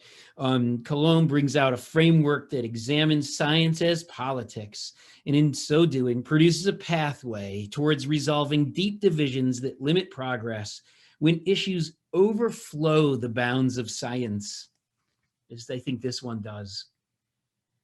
Calon points out that we isolate scientists, the result of a delegation by which society entrusts specialists, the scientists, with the task of producing sound forms of knowledge, certified knowledge. Secluded research is Calon's term for the knowledge that is created by this rarefied group. Seclusion is necessary to maintain the purity of scientific research. Research in the wild is Calon's invention to indicate the involvement of non-expert, non-scientists in creating research. The concept fits like a glove around secluded research and is by definition complementary to it. Calon's approach is to recognize that secluded research has great value in its effectiveness, but that it encounters increasingly manifest limits, and these limits can be overcome only if we acknowledge what research in the wild is capable of. A hybrid forum, then, is a coming together of researchers in the wild and secluded researchers, and is a re-entanglement across these spaces, a spontaneously arising amalgam of researcher representatives and non-scientist citizens who bring a knowledge to bear on scientific understanding in a way to make contemporary science that can rise to the challenge of complex contemporary problems like disparities in outcome by race. How do we do it? Calon said the approach is first creating basic procedures like public forums, consensus conferences, and focus groups, which form a first encounter between ordinary citizens, our patients, and secluded researchers, us. A dialogic democracy is achieved as these tools are evolved for constant reflection and debate. So what would this look like in surgery? We need to start to incorporate patients into open research frameworks like guidelines development. The initial engagement with patients should regard mainstream questions in surgery that on their face appear value neutral, like developing practice guidelines around laparoscopic appendectomy or regarding the desirability or the applicability of new technologies. I'm happy to tell you offline or a different context about my experience starting a patient engagement program at SAGES, and that's for another day. Calon points out, success at one procedure does not make a successful hybrid forum, not just one. It does not constitute a successful democracy of science. The very procedure of welcoming patients to sit at the table with surgical researchers can foment other forms of involvement and the branching away from the value neutral engagement to value positive engagement. It's unlikely that any hybrid forum will happen spontaneously, but it is possible for one to be catalyzed. There must be interest from both sides, and I think that interest will well up once patients are invited. Resources should be provided for that group to organize and grow. Surgical scientists should not guide the actions of the patient group, but be aware that the patient group may not yet understand that there are problems with surgical outcomes by race. So the lacuna is so sparse there that there seems to be little understanding of the core problem, really by both sides. So it is incumbent, therefore, on surgeons to disseminate the problem in a process that will overcome its shyness. A mature hybrid forum in contemporary surgical science would be a dynamic and shifting interaction across the span of surgery that is not only producing new knowledge, but in so doing, helping to manifest new understandings of validity in surgical science. This process would help to strengthen objectivity in surgical science, taking it from its supposed value neutral kind of mythical purity into a more value endowed science that would be capable of taking on the hard problems. Instances of new methodologies should be allowed to arise in this forum. Methodologies that are capable of identifying lacunas and reversing epistemic injustices and understanding the plurality as well as the mean. Far from being a hard science, surgery needs to understand itself as a social endeavor with scientific elements, but it's not science through and through, social. Contemporary social science, while valuable, cannot be the only solution. As Cologne points out, the marvelous thing about social sciences is that they are able to silence people and get them to talk at the same time.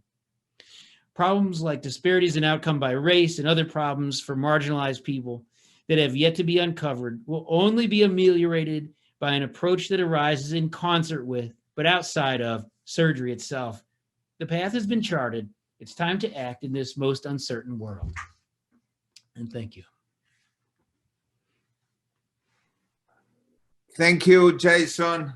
Very insightful lecture. And I will ask Dr. Saba Ganai from the University of South Dakota, a surgical oncologist and anesthetist, and a very good friend of mine also. Together, we were together at the McLean Center a couple of years ago to make a comment. Saba, please, go ahead. Yes, can you hear me now? I think I was muted at first. Thank Okay. I really appreciate your discussion, and I think it's really valuable to hear in terms of the limitations that there are in terms of how we interpret data. And really, when we actually look in terms of the many of the studies that are done that lack geographic data, that actually zip code of origin is sometimes the most important thing in terms of influence in disparities. But race is very important from a social construct in terms of influencing many of the disparities as well that you were referencing. I think it's important in terms of just the context of the importance of looking at both quantitative and qualitative data is important that you've alluded to, Jason. And one of the things in terms of what we need to be looking at in the future is as we further study things of the importance of doing mixed methods, as you kind of described, of using patient-reported outcomes in our studies, but actually getting qualitative data, and that's actually always been a challenge for researchers in our field. So Jason, if you wanted to comment on that. I also kind of just mentioned in the chat, that there are conceptual frameworks for using data to support gaining an understanding, but having a refined look at really how race influences outcome, it really does require going back to the communities. And if you'd comment on that. A deeper dive. Thank you, Saba, for what I've heard is kind of an endorsement of my call for a mixed method. And I think of research as a way of caring, and I think of qualitative research as really a way of caring, inviting people to the table, asking them to describe the particularities of their life in a formal way is a way that we can add to our caring identity as surgeons.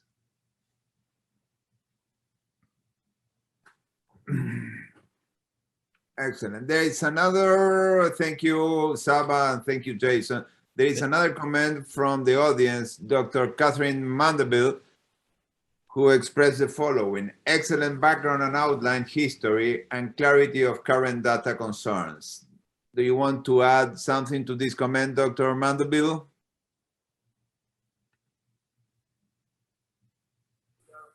No, I just wanted to demonstrate appreciation for the depth of the lecture, the presentation, and the background. I really appreciate it. It was great. It was very well done.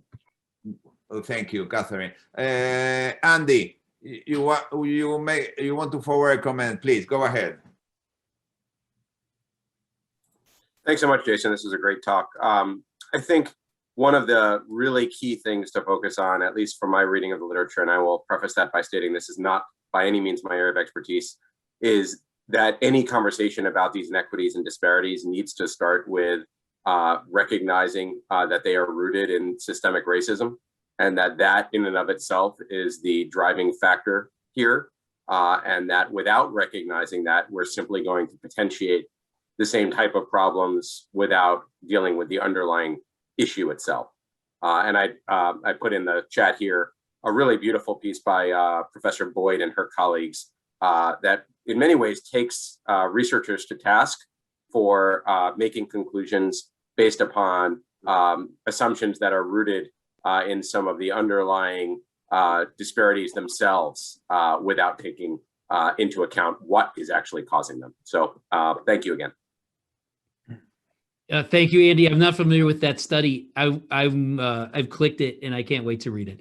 With regard to systemic racism, I think that is a very, very crucial and important concept in this day and age. I want to make sure that it does not offload us as individuals who are responsible for racism.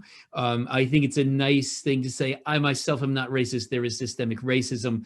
But a thing like social determinants of health, I think it's a concept like that that has an offloading quality for a white guy like me to say those are these things and they happen. But I want to underscore the need for a very personal responsibility to fight racism. Thank you, Jason. Any further questions, comments from the audience? Well, thank you, Jason.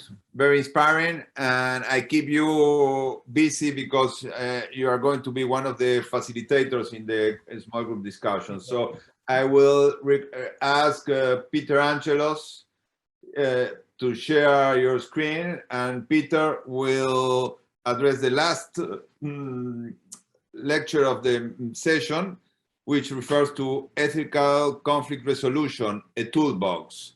I think he will prepare all of us to go and move in the discussion group. So welcome, Peter. From all of you, Peter doesn't need any presentation, but for those of you who are not aware, he is an endocrine surgeon, the chief of endocrine surgery at the University of Chicago, and an associate director at the McLean Center for Clinical Medical Ethics. I have the pleasure to meet him in 2009 when I trained there, and from then we have been in touch and we have co-authored many articles. So welcome to the podium, and thanks so much for accepting our invitation, Peter. Thank you, Alberto. Are you able to hear me okay? Excellent. Okay, wonderful. Thank you so much for the introduction. Thank you and the members of the organizing committee for this conference for inviting my participation. You know, it's always great to be together, at least virtually, to talk about these topics. And I think that having a conference that really focuses on some of the surgical issues is important. Goodness, it's an important thing. So again, thank you. My presentation today, so I have no disclosures. My presentation today is going to look at some strategies for ethical analysis and sort of a little bit of thinking about how to integrate ethics into surgical care. And so for the first part, I'm going to present a case and just provide a little bit of an example of how one might use a particular method of ethical case analysis, the 4-box model, which many people are familiar with, just as an example.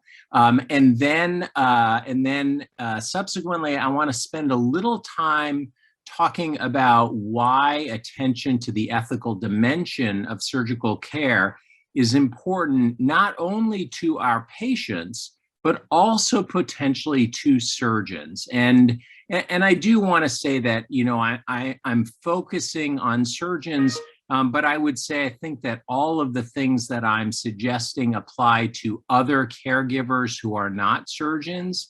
Those may be physicians, nurses, other caregivers. So I hope I don't offend anyone by the use of the term surgeons, but I do mean that broadly as caregivers. So the case, and I'll just present it somewhat briefly, not to dwell on sort of the medical issues, but just because I think it provides a valuable framework. JM is a 79-year-old woman. She's admitted to the emergency department from a nursing home with confusion and recent episodes of melanoma. Normally, she's an interactive resident of this nursing home. She participates in self-care, but on presentation, she is only oriented to self. She's pale, she's tachycardic and hypotensive on her initial examination. Her hemoglobin is found to be low at 8 grams per deciliter.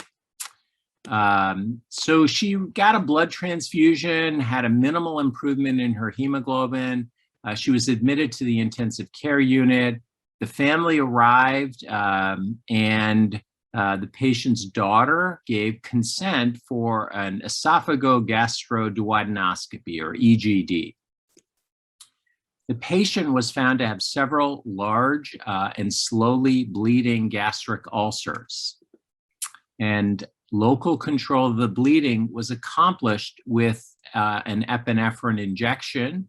And the endoscopist felt that this was a good outcome, and everybody was hopeful that the bleeding would stop. Unfortunately, after the EGD, the feeling was that the patient should remain intubated because she really seemed quite frail, and after all the sedation and whatnot, there was a concern that she would not be able to protect her airway. Over the next 2 days, she continued to require large amounts of blood products, and her blood pressure dropped. She had to start on vasoactive drugs, pressors, and again, she was continuously intubated and sedated to allow for her comfort. So she had a repeat EGD performed, but visualization of the ulcers was limited by the large amounts of clotted blood. And at this point, the endoscopist felt that no intervention to control bleeding was in fact going to be possible. So surgery was consulted, and the surgeon's assessment, and again, you know, I know there's a lot of excellent surgeons participating today, but rather than focus on the medical issues and whether we disagree or agree with this assessment, this surgeon's assessment after reviewing this patient's case and all of the data was that laparotomy and a possible gastric resection would be the surgical options, but they would be extremely high risk. On the other hand, without having an operation, the feeling was it's unlikely the patient was going to survive because, again, the source of the bleeding had not been stopped and she's seemingly requiring more and more blood products. So the surgical team suggested an alternative, rather than a high-risk operation, to have palliative care, consult palliative care, and think about comfort care rather than a big operation. So the challenge here is the patient's daughter, who's been at the bedside throughout the ICU stay. She's the one who's giving consent to other procedures. She says that her mother would not want heroic measures. Now, the patient's son, who's also there at this point, disagrees, says that the patient had an excellent quality of life at the nursing home. And if the source of the bleeding were to be controlled, she would presumably have a chance to return to that same quality of life, which is, assisted living in a nursing home. The son wants surgery and the daughter wants palliative care. So I think for anyone involved in ethics and ethics consultations, this is not a crazy, outlandish story. This is the sort of thing that we see from time to time. The medical issues may vary from case to case, but this idea of a potentially high-risk intervention and a family that has some disagreement about what would their loved one want, this is not an unusual case. So the ethical dilemma then is neither the son nor the daughter has been appointed durable power of attorney, and there's no formal advance directive. And these two surrogate decision makers, appropriate surrogate decision makers, disagree on what should be done for the patient. There is no other family member. There isn't, a spouse that could sort of swoop in and make the decision. And there's just a disagreement by these two surrogates. So given this scenario, and again, I'll just sort of go through some of the considerations and how one might think about a case such as this, just as an example. I think it's valuable to gather accurate information. So whether one is acting in the role of the surgeon here or the intensivist caring for the patient or even the ethics consultant, if one were in that role, it's really critical that we gather accurate information. So we really need to know more about sort of the medical options, the likelihood for success or not for these various interventions. And how do we get that information? Well, partly it's going to be looking through the medical record carefully. Partly it's going to be talking to the different care teams. But it's also important, I think, to see and talk to the patient or surrogate decision makers or other caregivers. So again, the idea that I'm trying to put forth is that to render a good ethics opinion requires a knowledge of the patient that isn't sort of a passing knowledge that one could glean from a curbside consultation, but rather this involves, if one is acting in the role of an ethics consultant, again, to go see the patient, talk to the patient or surrogates if the patient lacks the capacity to participate in such discussions. I think it's valuable to think about what seems to be the overarching ethical question. And so one of the things that has struck me over the last many years being in the role of an ethics consultant is that often there's a recognition that there is an ethical issue, but it's unclear exactly what that issue is. And so sometimes what I've seen is that the ethics consultation is sought just because there's a conflict. And so sometimes conflict resolution is the biggest issue. Sometimes the question is, well, what is more likely to lead to the outcome that we're all hoping for? So sometimes it shifts more from conflict resolution towards a disagreement amongst teams. So maybe there's a mediation not between family members, but between family members and caregivers, or amongst different teams of caregivers. So I think looking at what seems to be the real overarching ethical question, I think, is a valuable and important thing for a consultant to think about. And then I do think that framing is critical. And so how should we best frame the ethical question, again, gives us different potential answers to the questions that are raised. So this is an example. It's certainly not the only example, but it is an example of how one might consider an ethics case. And I'm just trying to move this toolbar. I don't know whether that shows up on your screen, but just to sort of move it out of the way a little bit to give you a better view. So this is from Johnson, Siegler, and Winslade. And for several of us involved in this conference who've spent a significant amount of time at the University of Chicago and working with Dr. Mark Siegler, this is the 4-box model from Mark Siegler, Al Johnson, and William Winslade. So the 4-box model really focuses on looking at patient indications. And so many people have said, well, this question of medical indications really has to do with what is in the principalism is thought of as beneficence. What are the things that are going to benefit the patients? What are the things that are going to avoid harming the patients? And so this is a matter of looking at the medical problem. What are the treatment goals? What are the treatment options? What is the likelihood of success? And what are the possible complications? So this is the sort of information that we really need high quality medical/surgical consultants to help us answer these questions. The next area to consider, and this isn't necessarily sequential, but important considerations as well, have to do with patient preferences.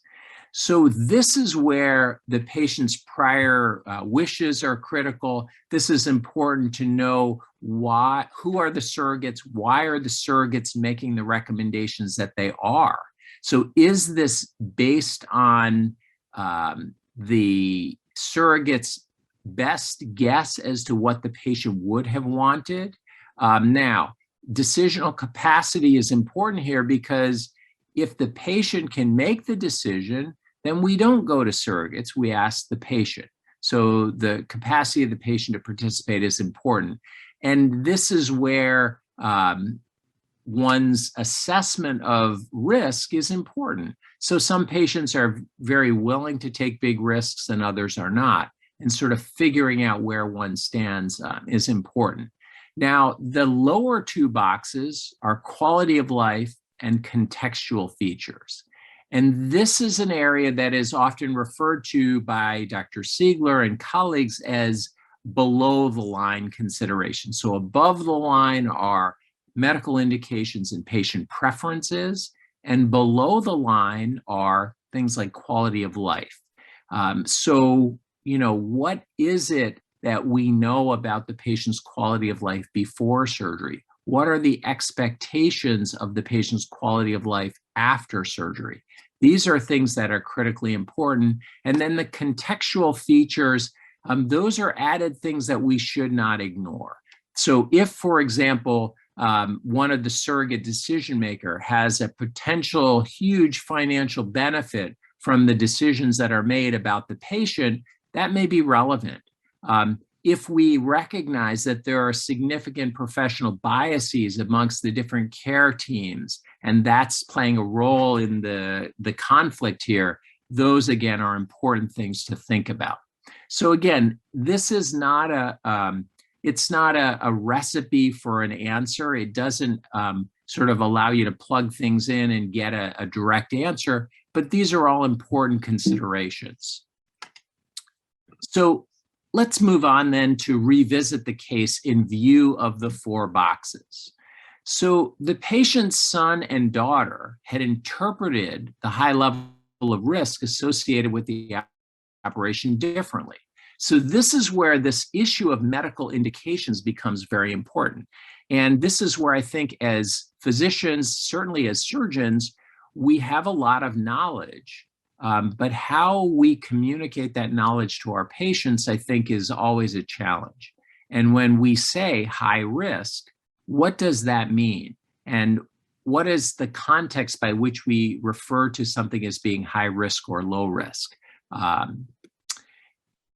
Each person, the son and the daughter, had disagreed about what their mother meant when declining heroic measures. So here again, clarification becomes critical. So it's important to know what the patient's preferences are with respect to heroic measures, at least what she has stated in the past. And it's important to see, is there a disagreement about what she said she wanted, or is there a disagreement about what heroic measures really mean?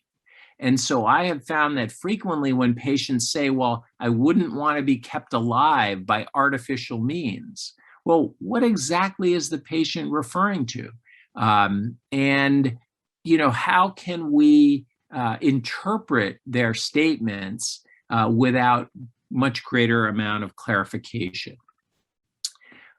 So in this case, the clarification of the reasonable expectation of possible discharge to a nursing home in the future was what allowed for a resolution of the conflict in this case. And so here, the quality of life for the patient, what she had pre-op, what she had potentially to expect post-op, became very important.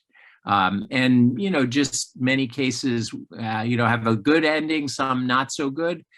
In this particular case, when the chances of survival with surgery was fully explained to both the son and the daughter, they agreed with the plan to attempt surgery with this idea that, you know, if the patient has a bad outcome from surgery, such that it appears as though she is going to be spending months in an intensive care unit in this sort of area where she's going to need a tremendous amount of supportive care, the discussion with the patient's son and daughter and the surgeon was that, well, you know, right now the plan is for surgery, but if things don't go well, we can reassess those down the road.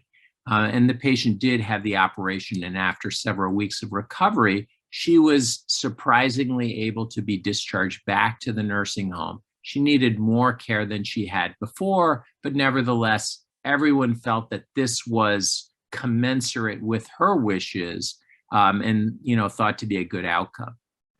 Now, let me pause and turn to this sort of second part of my talk, which is a little bit of a bigger question about why is it good to be ethical? So I just presented a case. I presented some, you know, what we, the ethics consultants and the surgical team, thought was a good outcome in this case, that, you know, we managed things well. But why is it good to be ethical? Well, I would say there is intrinsic value in acting ethically as a surgeon. And there's also extrinsic value in acting ethically. So patients benefit from ethical surgeons, but I think that there's also an intrinsic benefit where surgeons may benefit from the attention to the ethical dimension of surgical care. And I'll give you a few reasons why I think that this may be the case, although this is certainly not something that I'm going to be able to prove for you in the next few minutes. So the reason that I say that this is important is because of this issue of surgeons and burnout. And I do want to take a few minutes just to talk a little bit about this. I think many people are familiar with why this is such an important problem for surgeons. Whether there's truly an epidemic of burnout or simply a greater awareness of the issue, I think it doesn't matter. It demands attention either way. We know that burnout is a risk factor for depression and suicide, and approximately 400 physicians per year commit suicide in the US. So that's a large medical school class every year who commit suicide. So really a tremendous public health issue. Now, there are potential factors that are associated with surgeon burnout. The suggestion has been the loss of autonomy is critical. Many have suggested that a diminished sense of value in clinical activities, things like the electronic medical record, maybe those are adding to surgeon burnout. Some have even suggested that inclusive language may devalue individual physician contributions. So if we refer to ourselves as providers and everybody's a provider, that might suggest that we're all cogs in the wheel rather than essential actors. And so for some people, it's more meaningful to be referred to as my surgeon or my doctor by the patient rather than my provider. Again, I leave that to you to think about the extent to which you believe these things may be important. There are certainly suggestions that there's personal characteristics that might tend to reduce the risk of burnout. So a number of authors have referred to resilience, meaning the ability to bounce back from adversity, that's critical to reduce the risk of burnout. And people refer to important concept of capacity.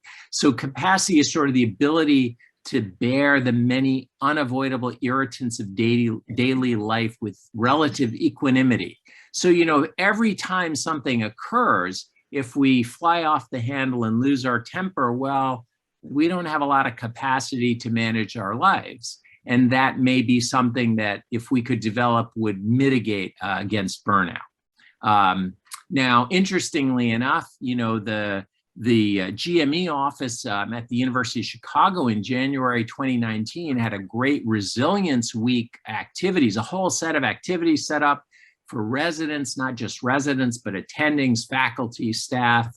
It seemed like a great program. I was looking forward to it. Of course, it was canceled due to extreme cold, which struck me as incredibly ironic that we didn't have enough resilience to deal with the extreme cold, even in Chicago. But it was very cold that day, so I won't be too critical.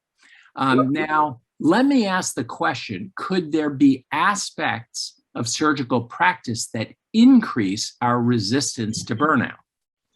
Well, I do think that emphasizing the ethical dimension of the surgical care of patients may have benefits to us as surgeons as well as to our patients. So what is this ethical dimension that I'm referring to? Well, these are the non-technical aspects of surgical care. So these are things like communication with patients. Those are things like emphasizing the surgeon-patient relationship, and certainly the importance of the trust that patients place in their surgeons. And trust, I don't think we can overestimate how important that is in everything we do. I think it's absolutely critical to everything from informed consent to the patient's willingness to proceed. Certainly shared decision-making is an acknowledgement of the importance of the ethical dimension. We don't simply make decisions for our patients based on what is in their medical best interests, right? We involve them in the decision-making because their values matter. So how is it that attention to the ethical dimension might affect surgeons? Well, regardless of the practice setting one is in, the individual relationship of a surgeon and a patient is an intensely personal one. So a patient doesn't decide to have their thyroidectomy because the University of Chicago is a good hospital. I mean, I hope that's part of it, but they decide that because of their relationship with a specific surgeon. And I do think that as surgeons, we are asking our patients to trust us individually, not as a team. Certainly we work as teams, but ultimately there is a name of a surgeon on a patient's consent form, and we're asking our patients to trust us individually. And the responsibility to uphold our patients' trust is, I believe, a central motivator to surgeons for their continuing medical education and their ongoing sort of striving for technical excellence. I think that surgeons take that responsibility seriously. Now, there are certainly many reasons that people choose to be surgeons. It may be the opportunity to use our individual skills and talents to aid another person in need of assistance. I do think that the joy of surgery is in helping our patients. And I think that sometimes we get so caught up in the mundane activities of getting through the day that we lose sense of the joy of what we do as surgeons. Now, regardless of how devalued anyone may feel in each of our jobs, for each individual patient who trusts us to lie down in the OR, we as individuals are very highly valued. And I think that this issue ought to significantly mitigate our concerns and problems with burnout. So how do we emphasize this ethical dimension in surgical care? Well, I do think that we should take seriously how well or how poorly we communicate with our patients. I think we need to emphasize the development of communication skills in optimal surgical education and optimal surgical practice. And we have to acknowledge the central role of trust in the surgeon-patient relationship. Now, there are many things that we can control and many things that we cannot. And I think an understanding of what we can control and what we cannot is really critical to this greater appreciation as I see it. I think that lack of control is a major source of frustration felt by many surgeons in large institutional practices today. I know that I sometimes get frustrated by things and how things are running, and wouldn't it be better if it was more efficient, and wouldn't it be better if things ran more smoothly and the turnover time was faster? These are things that can be tremendous sources of frustration. And certainly a feeling of loss of control increases the risk of burnout. That may be that lack of control that makes residents at a greater risk for burnout than faculty. But in the privacy of the exam room, each interaction that we have with a patient is under the surgeon's control. We may have time pressures, but there's no administrator who can affect how well or how poorly I engender my patient's trust. So it always used to frustrate me when I would be told, well, you've got to have your new patient visits shorter because you've got to see more patients in a day. And, those are things that surgeons sometimes get frustrated about. But understanding that how well we communicate with our patients and what we decide is the amount of time that we need, I think those are things that individual patients need different amounts. And I think that's an important thing. So I'll just mention a couple other things. I do think that the impact of complications on surgeons is important. Multiple studies have pointed out the serious impact on surgeon well-being that complications have. And some people have even described the surgeon as the second victim of a complication. Now, I'm not sure I like the terminology, but it's a valuable concept to at least consider. Multiple institutions have sought to reduce the impact of peer counseling, reduce the impact on surgeons by having these peer counseling programs. And I do think these are worthwhile interventions. But I think that focusing on the ethical dimension of surgical care may also be valuable in this context. So by ensuring the adequacy of informed consent from our patients, we engage them in the decision-making process. Each shared decision-making activity that we have with a patient acknowledges that the surgeon does not always know what's best and that complications can and do occur.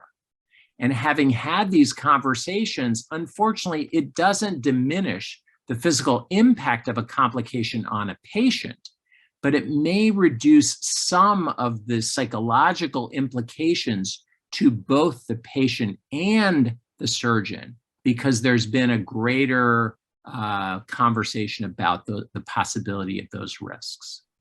So, I think it's interesting, we're faced with a dilemma in modern surgical care that's always striking to me. We are increasingly pushed to measure outcomes and quantify results. And this is important, no question. Lord Kelvin said it nicely, if you can't measure it, you can't improve it. So measurement is important, quantification is important. But unfortunately, it's difficult to quantify ethical behavior, but we still have to encourage it. And I do think that Albert Einstein said it nicely, not everything that counts can be counted, and not everything that can be counted counts. And so some of these things that we do because it's the right thing to do, maybe doesn't show up in the statistics, but nevertheless can have huge value for us and for our patients. So I'll just leave you with a couple thoughts. I do want to be sure that there's a couple minutes for a discussion. I think it's good to be ethical. I don't want to question that at all. I encourage us all to do that. I think attention to the ethical dimension of surgical care reduces the likelihood of surgeons being considered mere technicians. I think that the emphasis on the relationships surgeons have with their patients can reduce the risks of burnout.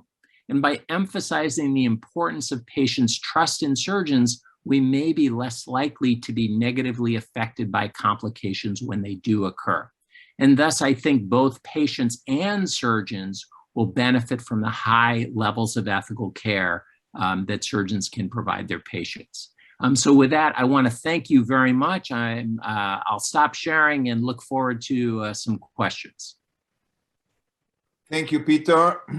Excellent, as usual. And I have a question from the audience, Dr. Angela Marsiglio. She wants to know, the question is the following: how the 4 boxes approach can be expanded to consider structural factors and racism associated in the lives of our patients and staff? That's a great question, and I do think that one of the things that I think is important to note is that the 4-box model, as sort of a way of analyzing things, is really focused on clinical medical ethics. And clinical medical ethics is very much the ethics of individual patients and individual patient care.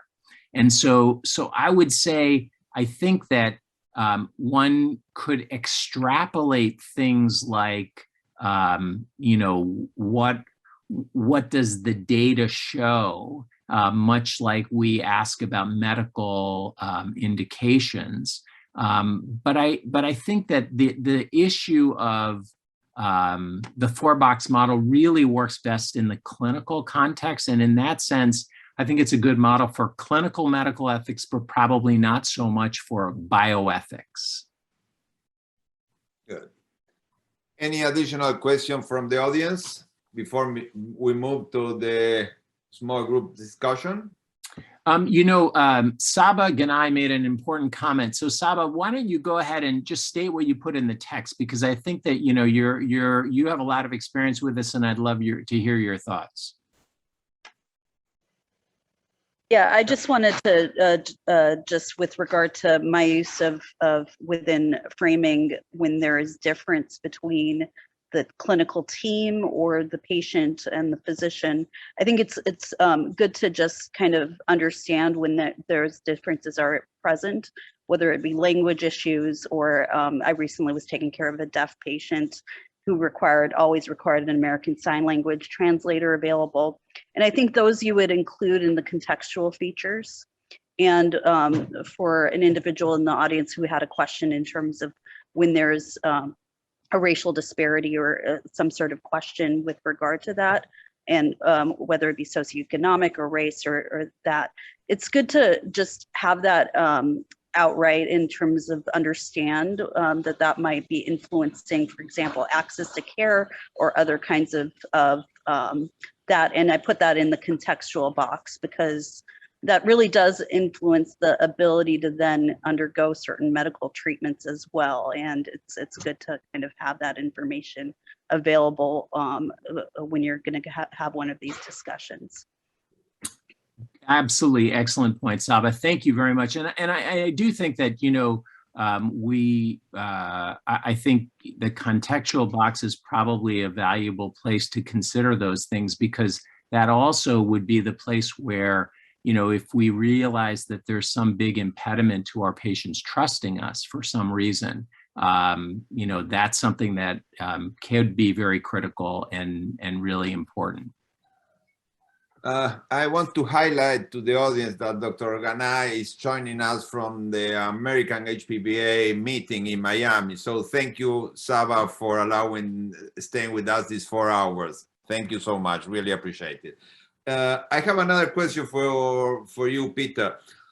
I have been trained in the 4 boxes frame as a toolbox for resolving ethical conflicts, and you pointed the issue of that it's very important to be ethical.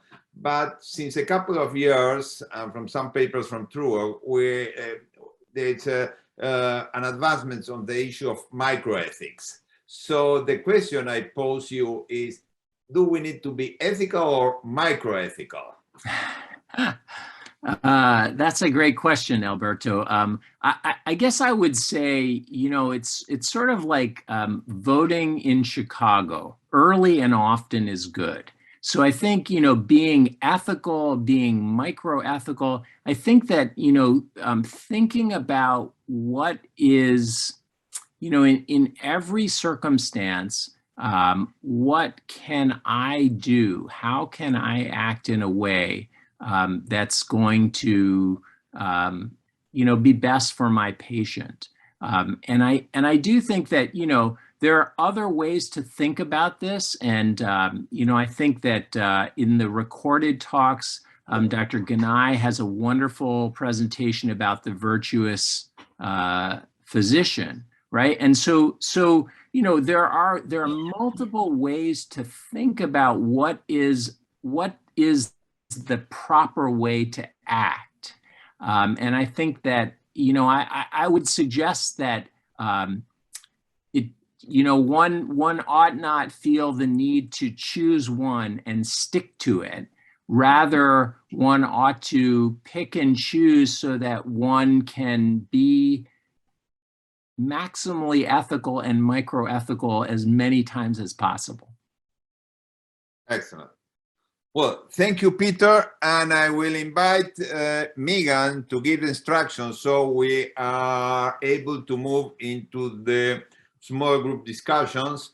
Just a simple reminder, after the group discussion, each group will appoint a presenter which will present the solutions for each of the cases. Each group has 2 cases. By no means this is an assessment or an evaluation. It's just to allow all the groups know how the other groups think and solve the conflict. So having said that, I invite Megan to post instructions on the screen. Yes, absolutely. So right now into the chat, I am posting just a second copy of the cases in case you don't have to pull that up on your email again. As soon as I can grab it here, 1 second. Pardon me. All right, so that is posting into the chat. You should be able to download it from there before we send you to your breakout rooms. Each small group is going to be assigned 2 cases, and you'll have roughly 30 minutes to review the cases and discuss them as a group, forming that position. And like Dr. Ferreira said, having 3 minutes once we bring everybody back to present that pro or con to the case. If you feel like you would do better by presenting it visually, please feel free as a group. If you want to make a slide, you can, but that is an option. You do not need to do that. It's not mandatory. Questions to consider as you review these cases. What are the ethical issues or conflicts within that case? Discussing what the team could do. Please provide a rationale for your choices. And in the copy of that document, there's the moral framework is provided for guidance. and state the position you're defending and provide ethical justification for that position. Here is just a rundown of that moral framework. Again, it's in the copy of this document that's in the chat. And finally, here are going to be our group breakout assignments. So we have moderators in each group. They will assist you as we get going. And I am just going to open the breakout rooms now. I have sent this information to your group moderator. So if you do not need to write it down, if you or don't need to remember it going into the room, your moderator should have this information. And I will open the rooms now and you should be able to join.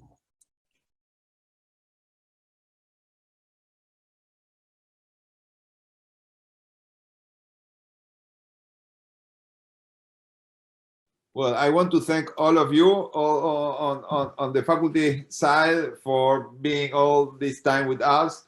To all the audience who have been patient enough, we have to try to comply with the tentative schedule. You have all the availabilities of the lectures, of the pre-recorded and synchronous content, and these recordings will be available. And I would like to invite Megan to set the final details for you. And also there is a survey we are performing, which will help us to delineate the outlines for next year. And all of you will be invited. Usually takes place the first week of August. And congratulations and thank you for all the group of speakers. And I really appreciate Dr. Pellegrini being in the audience, having been him my mentor and the one who introduced me to run the surgical ethics program at the University of Washington. I'm really particularly indebted to Dr. Pellegrini. Thank you so much, Carlos. Well, thank you so much. Have a good evening or a good night, depending upon your time schedule. And look forward to be in touch whenever you need it. My email is albertoforres@gmail.com, and I will be more than happy to share with any one of you all my references and my library. So, and have a great day, and thank you for attending the conference. Have a great day.